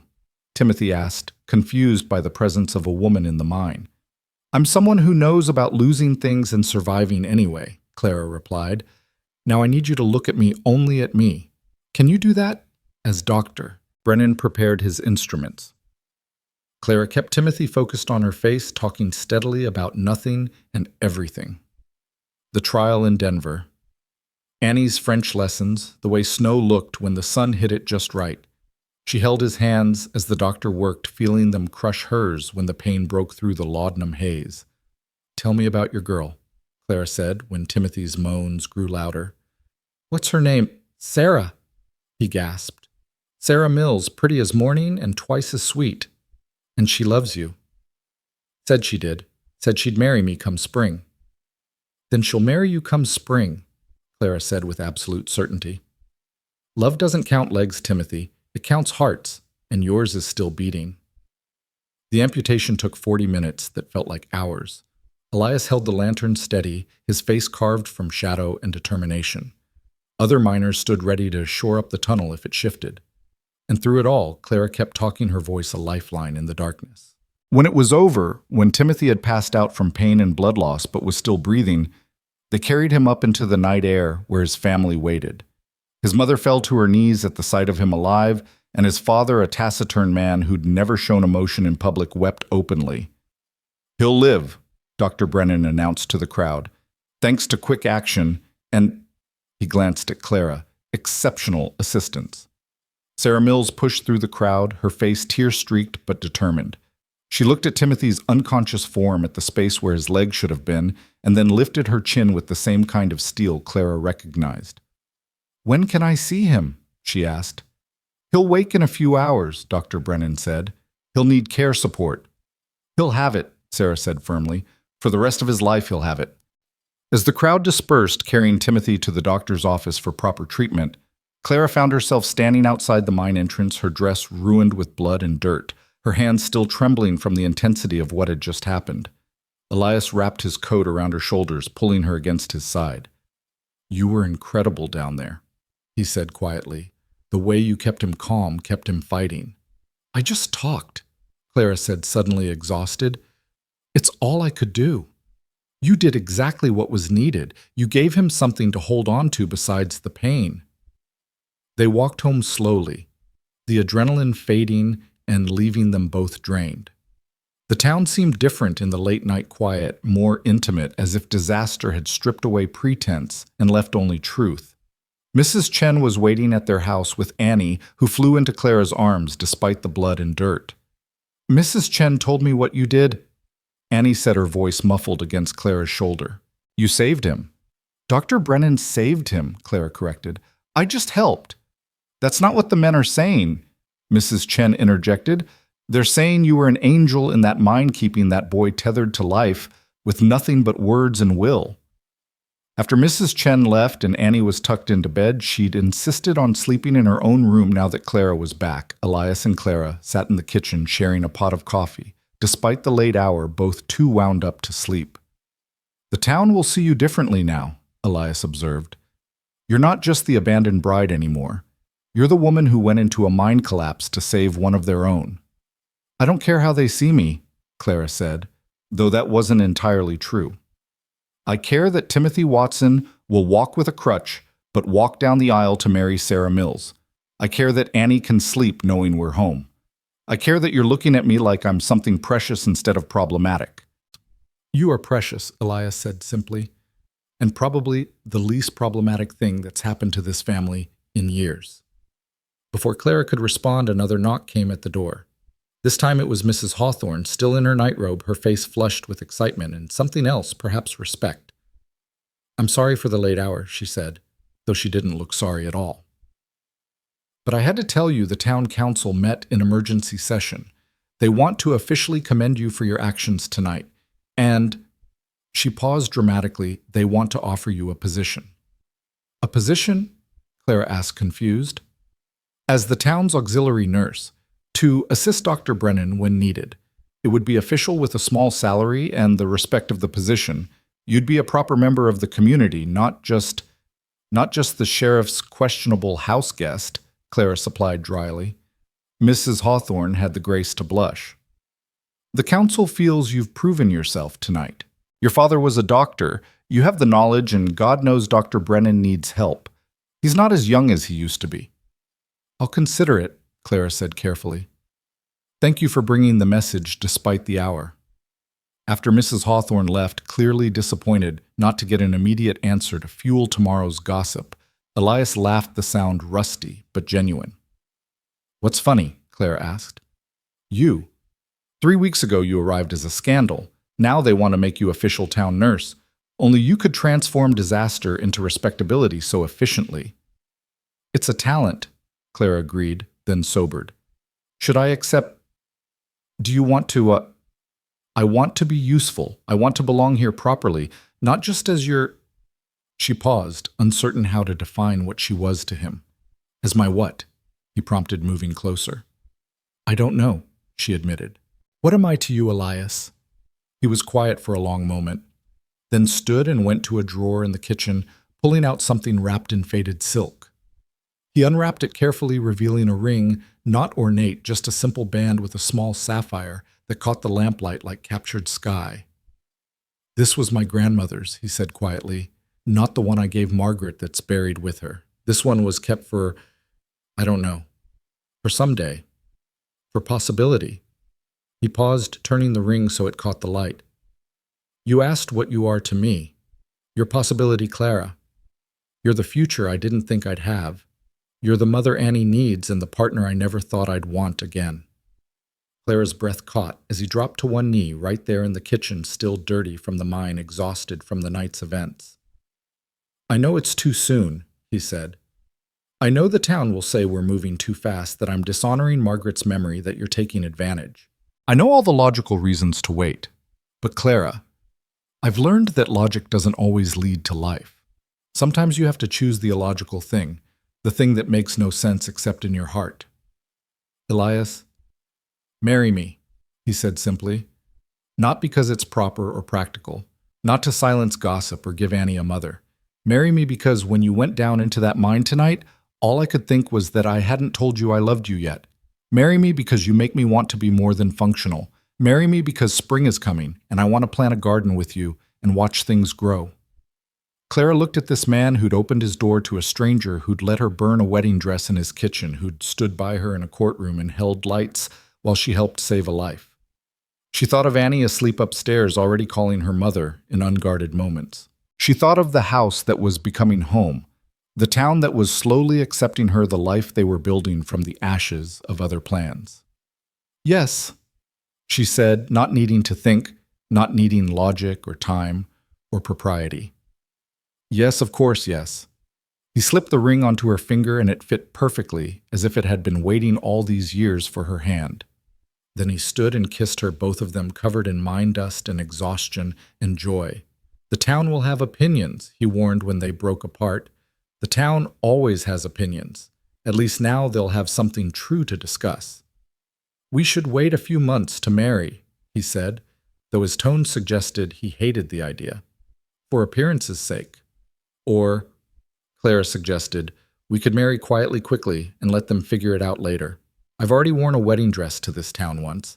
I'd rather not make a second spectacle of it. Annie will be devastated if she can't be part of it.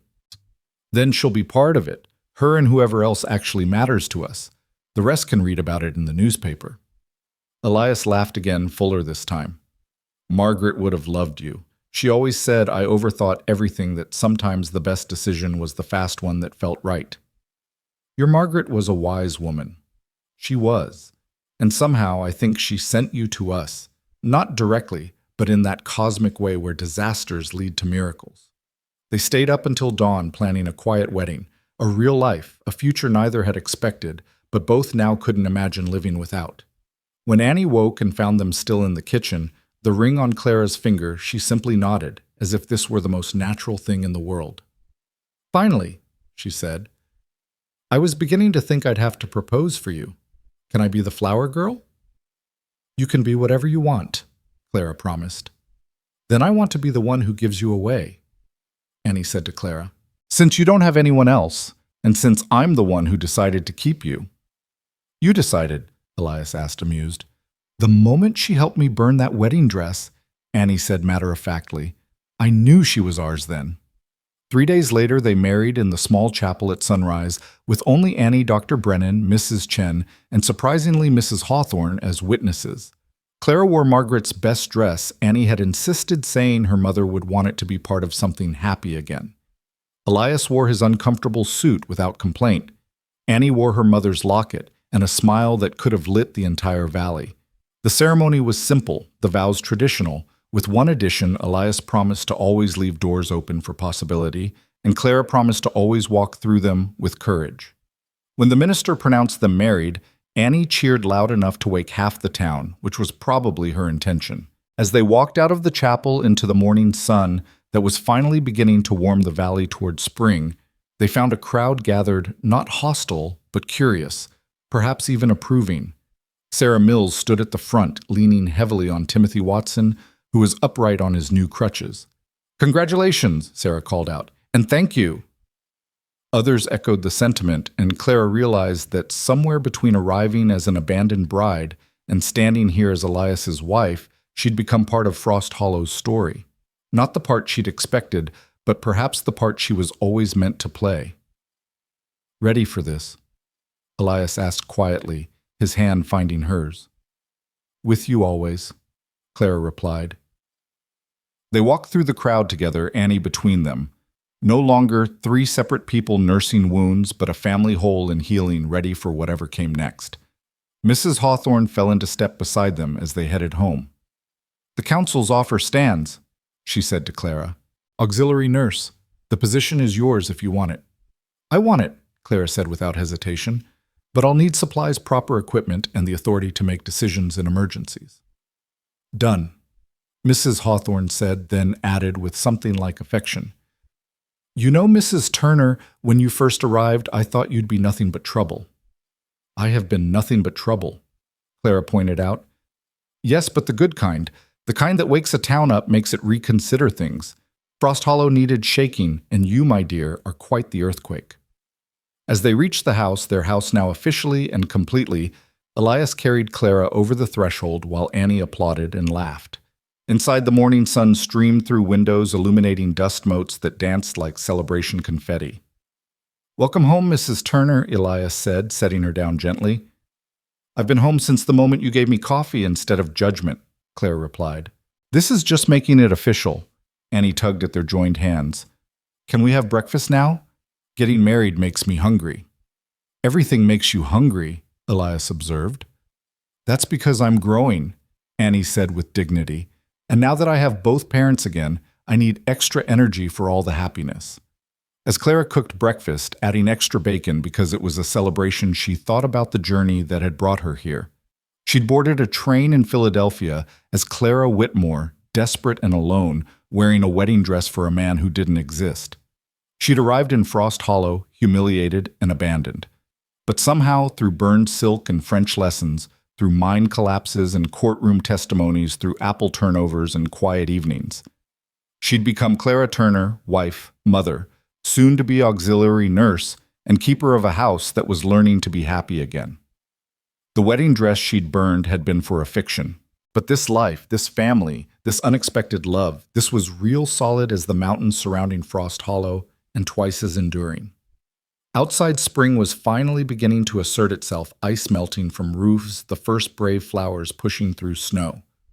Change was coming to Frost Hollow, and Clara Turner was ready to meet it hand in hand with the family she'd never expected but now couldn't imagine living without. The first weeks of marriage brought a rhythm Clara hadn't expected. Not the dramatic adjustment she'd feared, but a gentle settling like sediment finding its level in still water. She woke each morning to find Elias already gone to his early rounds, but his side of the bed still warm, a cup of coffee waiting on her nightstand, fixed exactly how she liked it. These small considerations spoke louder than any declaration telling her she was seen, known, valued in the quiet way that mattered most. Annie had taken to calling her mother, without hesitation, the word falling from her lips as naturally as if Clara had always been there. But it was the other moments that moved Clara most, when Annie unconsciously reached for her hand while walking, when she brought her small troubles and triumphs to Clara first, when she curled against her side during evening reading with the complete trust of a child who knew she was safe. 3 weeks into their marriage, Clara was organizing medical supplies in the small room Dr. Brennan had designated as her auxiliary nursing station when Timothy Watson hobbled in on his crutches, Sarah Mills at his side. "Mrs. Turner," Timothy began, then stopped, his young face flushing. "I never properly thanked you for what you did in the mine." "You were delirious from pain," Clara said gently, setting aside the bandages she'd been counting. "Thanks weren't necessary." "But they are," Sarah interjected. "You kept him fighting when he wanted to give up. The other miners, they talk about it still, how you went down into that darkness without hesitation." "Anyone would have—" "No," Timothy interrupted, with surprising firmness. "They wouldn't. And that's why we're here." He glanced at Sarah, who nodded encouragingly. "We want you to be there when we marry next month. Both of you, you and the sheriff, as witnesses. It seems right having the people who saved my life watch me start the rest of it." Clara felt tears prick her eyes. "We'd be honored." After they left, she stood in her small medical room, overwhelmed by how thoroughly she'd been woven into the fabric of this town. She'd come as an outsider, but somewhere between the trial and the mine collapse, between the quiet wedding and these daily interactions, she'd become essential to Frost Hollow's story. That evening, as she prepared dinner, Elias came home with an expression she'd learned to recognize, the one that meant trouble was brewing somewhere in town. "What is it?" she asked, not bothering with pleasantries. "The Fletcher trial has stirred up problems," he said, hanging his gun belt with practiced efficiency. "2 more women have come forward, one from Boulder, one from Cheyenne. They want you to speak with them to tell them how you testified, how you survived." Clara's hand stilled on the bread she'd been slicing. "They're here in Frost Hollow. Arriving tomorrow on the afternoon train. I told them you might not want to relive it all, but I'll meet with them," Clara said firmly. "Of course I will. They need to know they're not alone in their humiliation." Annie, who'd been practicing piano, stopped playing and came to the kitchen doorway. "More women who were tricked." "Yes," Clara said simply. She'd learned that Annie preferred truth to comfortable fictions. "Will you help them be brave like you were?" "I'll try, though bravery looks different for everyone."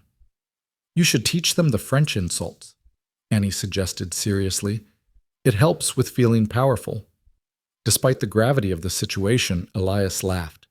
"Our daughter's solution to all problems, French profanity." "Our daughter," Clara repeated softly, the words still feeling like a gift every time she heard them. The next afternoon, Clara met the 2 women in her parlor. Their parlor, she corrected herself, still adjusting to ownership of spaces that had belonged to another woman first. Martha Daniels from Boulder was older, perhaps 40, with the weathered look of someone who'd worked hard all her life, only to have her savings stolen by a beautiful fiction. Joan Harper from Cheyenne was younger, maybe 25, with the kind of desperate hope in her eyes that Clara recognized from her own mirror just months ago. "They say you got him convicted," Martha said without preamble. "That you didn't cry or beg, just spoke truth until the jury had no choice but to see him for what he was." "I had help," Clara said, pouring tea with hands that barely trembled. "A good prosecutor, other witnesses, and—" She paused, glancing toward the kitchen where Elias was teaching Annie to play chess, giving her privacy, but staying close enough if needed. "A family that stood by me." "You're lucky then," Joan said bitterly. "I've got nothing. No family, no money, no prospects. He took everything, even my dignity." "No," Clara said sharply, remembering Elias's coffee on that first awful morning. "He took your money and your trust. Dignity isn't something that can be stolen, only surrendered. And you're here, aren't you? Fighting back, that's dignity." "Easy for you to say," Martha observed, gesturing at the comfortable room. "You landed on your feet. Married the sheriff became the town nurse, a regular fairy tale ending. Clara set down her teacup with deliberate calm. Would you like to know what my fairy tale looked like? I burned my wedding dress in a stranger's kitchen while his grieving daughter watched. I faced a courtroom full of people who wanted to see me humiliated. I went down into a mind collapse, covered in another woman's dress because I had nothing of my own. Yes, I found love and purpose here, but not because I was lucky. Because I chose to build something from the wreckage instead of letting it bury me. The room was quiet for a moment. Then Joan asked in a small voice, How did you choose that when everything hurt so much? Clara moved to sit beside the younger woman, taking her hands. One day at a time. One small act of defiance at a time. You make breakfast even though you don't want to eat. You help someone else even though you need help yourself. You learn French curse words from an 8-year-old girl. That earned a watery smile. You stop waiting for rescue and become your own rescuer. I don't know if I'm strong enough, Joan whispered. Strength isn't something you have or don't have, Clara said, remembering Margaret's swing still hanging on the porch. It's something you build choice by choice, and the first choice is deciding you deserve better than what he tried to leave you with. They talked for 2 more hours, Clara sharing the practical details of testifying, the questions they'd face, the way Fletcher's attorney would try to twist their words. But more than that, she shared the harder truths, how anger could be fuel, how helping others could heal your own wounds, how love could grow in the most unexpected places if you were brave enough to let it. As the women prepared to leave, Martha paused at the door. You really love him, don't you, the sheriff? It's not just convenience or gratitude.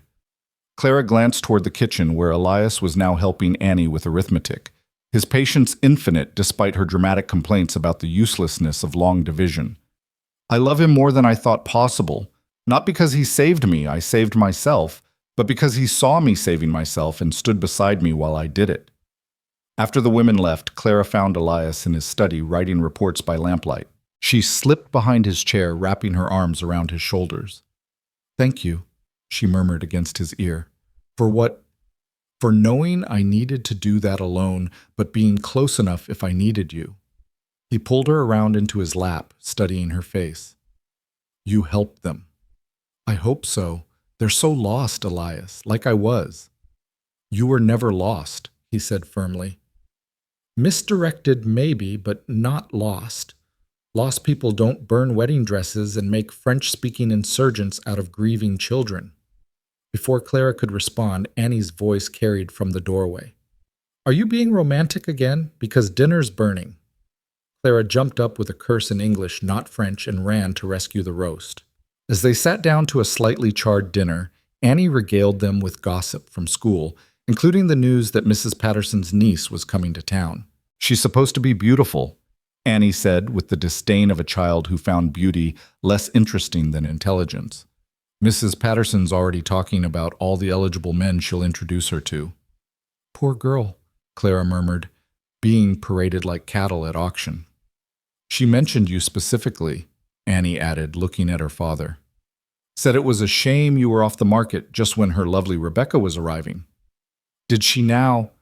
Elias's voice was dry as dust. I may have mentioned that father only likes women who can shoot curse in multiple languages and perform emergency medical procedures, Annie said innocently. She didn't seem pleased. Annie Turner. Clara tried to sound stern but failed entirely. You can't go around torpedoing potential romances. Why not? You torpedoed mine by marrying father before I could grow up and do it myself. Elias choked on his coffee while Clara stared at the child in shock. What? Annie said defensively. He's handsome, responsible, and makes excellent coffee. If you hadn't claimed him, I would have eventually. That's not how it works, Elias managed. I know that now, Annie said with exaggerated patience. But a girl can dream.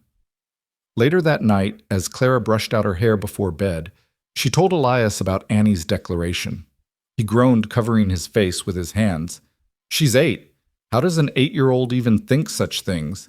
She reads Mrs. Patterson's romance novels, Clara reminded him. We should probably put a stop to that. Definitely. He paused. Though she's not wrong about the coffee. Clara threw a pillow at him, which led to him catching her around the waist, which led to the kind of romantic activities that definitely weren't in Mrs. Patterson's novels, or at least not in the parts appropriate for 8-year-olds. The next morning brought unexpected drama in the form of Mrs. Patterson herself arriving with her niece in tow. Rebecca Patterson was indeed beautiful. Golden hair, cornflower eyes, the kind of delicate features that inspired poetry. She was also, Clara realized, within 5 minutes, desperately unhappy. "I thought the sheriff might show Rebecca around town," Mrs. Patterson said willfully, ignoring Clara's presence in her own home, "since he knows everyone and everything." "How thoughtful," Clara said smoothly. "Though I'm afraid Elias is investigating a theft at the mining camp today.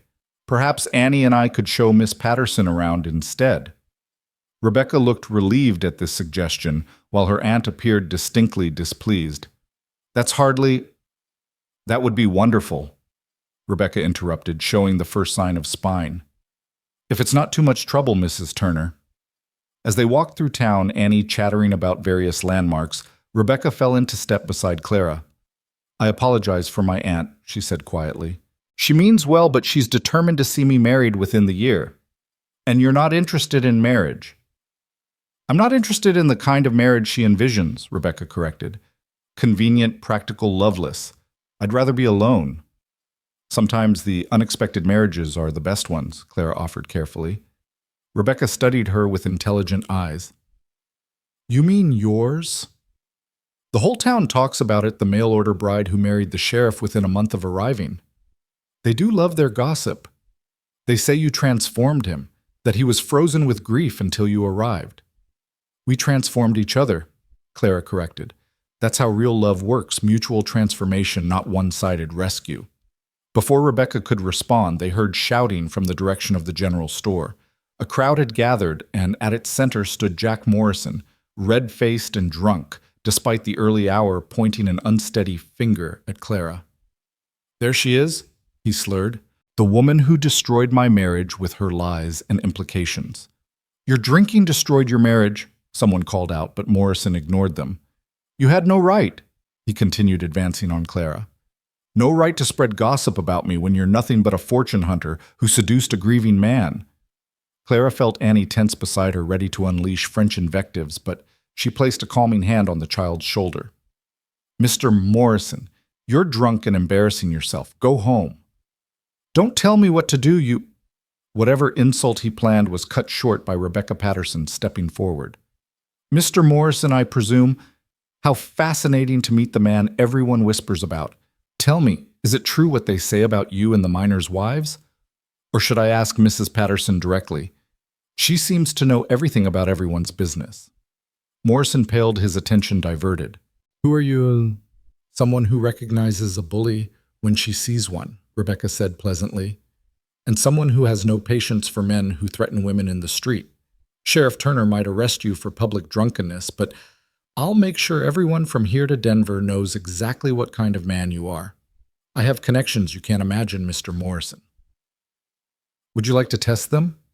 Morrison stumbled backward, then turned and fled, leaving the crowd murmuring with appreciation and surprise. "That was magnificent," Annie breathed. "Can you teach me to do that too?"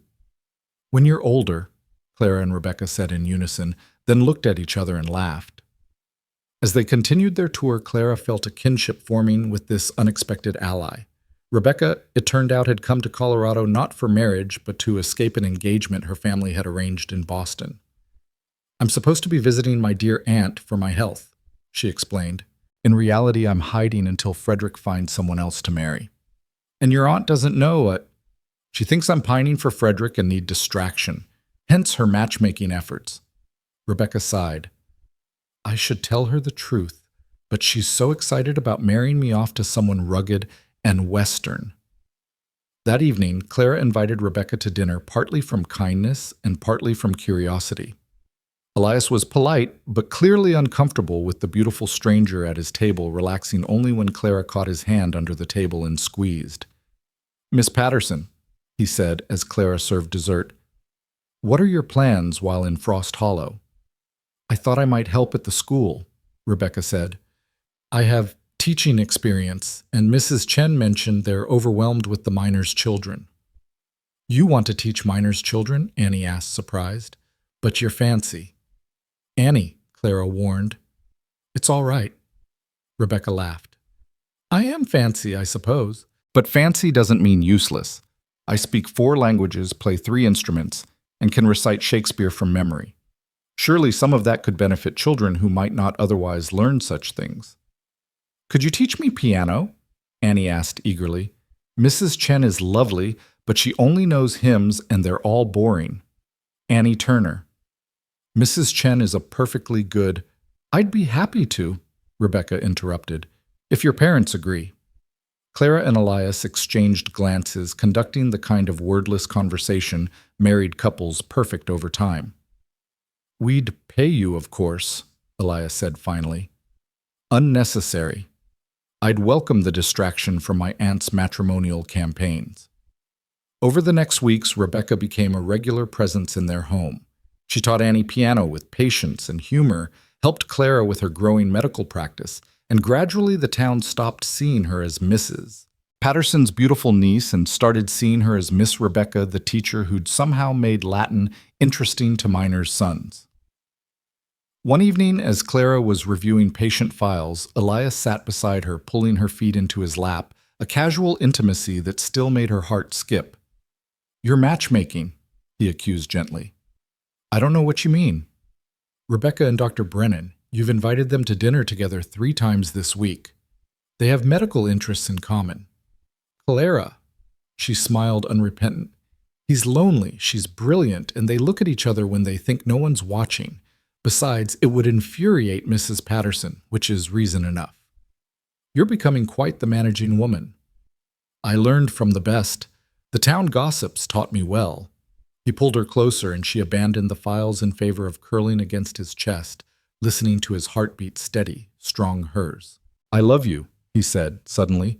The words still new enough to surprise them both. I love our life, our strange little family, the way you've made this house alive again. It was always alive, Clara corrected, just hibernating, waiting for spring. You are spring, he said against her hair. You brought it with you, even in the middle of winter. Before Clara could respond, Annie appeared in the doorway in her nightgown. I had a nightmare. Without hesitation, Clara opened her arms, and Annie climbed into their embrace, settling between them, with the confidence of a child who knew she was loved. What did you dream? Elias asked. That mother, my first mother, came to visit, but it wasn't scary. She said she was happy we found each other. She said love multiplies, it doesn't divide. Clara felt tears slip down her cheeks. This child, wise beyond her years, had just voiced what they'd all been dancing around. That loving Clara didn't diminish Margaret's memory, that hearts could expand rather than replace. Your mother was very wise, Clara whispered. Both of them are, Annie corrected firmly, and that simple statement completed something in Clara she hadn't known was incomplete. The next morning brought chaos in the form of Timothy and Sarah's wedding. Despite it being a simple ceremony, the whole town turned out to celebrate the young couple who'd overcome such odds. Clara stood as witness, watching Timothy balance on his crutches as he slipped a ring onto Sarah's finger and thought about the strange paths that led to love. At the reception held in the church hall and featuring every cake and pie the town's women could produce, Rebecca caught the bouquet much to her aunt's delight and her own horror. It doesn't mean anything, she protested as Mrs. Patterson began listing eligible bachelors. But Clara noticed her glance toward Dr. Brennan, who was studiously examining his punch-glass ears pink with embarrassment. Dance with me, Elias said, pulling Clara onto the makeshift dance floor. There's no music yet. Then we'll make our own. They swayed together, ignoring the amused looks from other couples lost in their own world. Annie joined them standing on her father's feet as he waltzed them both around the floor. People are staring, Annie observed. Let them, Clara said. We're happy. That's worth staring at. The band finally started playing and other couples joined them. Clara saw Mrs. Hawthorne dancing with her husband, the Hartleys, attempting to dance, while managing twins, and a baby Rebecca being led onto the floor by a blushing Dr. Brennan, while Mrs. Patterson looked on in shock. Look at what you've done, Elias murmured in her ear. What have I done? Brought this whole damn town back to life. Made us all remember that joy is possible after sorrow. That love comes in many forms. That sometimes the best families are the ones we choose rather than the ones we're born into. Clara looked around the room at Timothy and Sarah, radiating happiness, despite his missing leg, at Rebecca laughing at something Dr. Brennan said, at Annie teaching the Hartley twins French words they definitely shouldn't know, at Mrs. Hawthorne actually smiling as she watched the young couples dance. We did this, she corrected, all of us choosing to thaw instead of staying frozen. As the evening wore on and the dancing grew more enthusiastic, Clara stepped outside for air. The spring evening was soft with promise, the mountains' purple shadows against a star-filled sky. She thought about the woman who'd stood on a train platform in a wedding dress just months ago, desperate and alone, pinning her hopes on a beautiful fiction. That woman couldn't have imagined this standing outside a wedding reception as the town's auxiliary nurse, the sheriff's wife, a mother to a remarkable child surrounded by friends who'd started as gossips and become genuine connections. Elias found her there as she'd known he would. He wrapped his arms around her from behind, resting his chin on her head. Regrets? He asked. Never. You, only one. She turned in his arms, concerned. What? That I can't go back and tell the man I was 14 months ago that this was possible. That grief wasn't the end but a transformation. That someone would come who wouldn't try to replace what was lost, but would help build something new alongside it. He wouldn't have believed you. No, Elias agreed. He needed to discover it for himself, with the help of a certain abandoned bride with a talent for French insults and apple turnovers. They stood together, watching stars appear, the sound of music and laughter drifting from the hall. Tomorrow would bring its own challenges, patience to treat laws, to enforce a daughter, to raise a town to serve. There would be more gossip, more judgment, more tests of the life they were building. But tonight, Clara Turner stood in her husband's arms in a town that had become home and knew with bone-deep certainty that every wrong turn had been right, every disaster a doorway, every ending a beginning in disguise. Annie found them there, dragging Rebecca and Dr. Brennan with her. We're going to watch the stars, she announced. Dr. Brennan's going to teach us constellations. As the five of them stood in the Colorado nightheads, tilted back to the infinite sky, Clara felt the last of her old self slip away. Clara Whitmore, the desperate woman in the wedding dress, was truly gone. In her place stood Clara Turner, wife, mother, healer, and proof that sometimes the most beautiful stories were the ones that grew from the ashes of our carefully laid plans. Make a wish on the first star. Annie instructed them all. Clara closed her eyes but found she had nothing to wish for. Everything she needed was right here, the family she'd chosen, the town she'd claimed, the love she'd built from honesty and burnt silk, and the brave decision to stay when leaving would have been easier. What did you wish for? Annie asked her. For spring to last. Clara said, though, what she really meant was for this moment, this feeling, this unexpected perfect life to be real and lasting and hers. Spring doesn't last, Annie said practically, but it always comes back. That's better than lasting, it's renewable. Elias laughed, the sound rich and full in the mountain air. When did you become a philosopher? When you two started being so dramatic about everything, Annie retorted. Someone has to be sensible. As they walked back to the reception, Clara felt the truth of Annie's words settle into her bones. Spring didn't last, but it returned. Love wasn't permanent, but renewable, chosen again each morning, built fresh each day from small acts and large mercies. The music spilled out to meet them, and Clara let herself be pulled back into the dance, into the light, into the life she'd never planned but couldn't imagine living without. Around her, Frost Hollow celebrated not just Timothy and Sarah's wedding, but survival itself, the triumph of choosing joy after sorrow, connection after isolation, thaw after freeze. Isham Farsis. And at the center of it all, Clara Turner danced with her husband and daughter. No longer the abandoned bride, but the woman who'd taken abandonment and alchemized it into belonging, who'd proven that sometimes the most beautiful love stories were the ones that began with everything going wrong.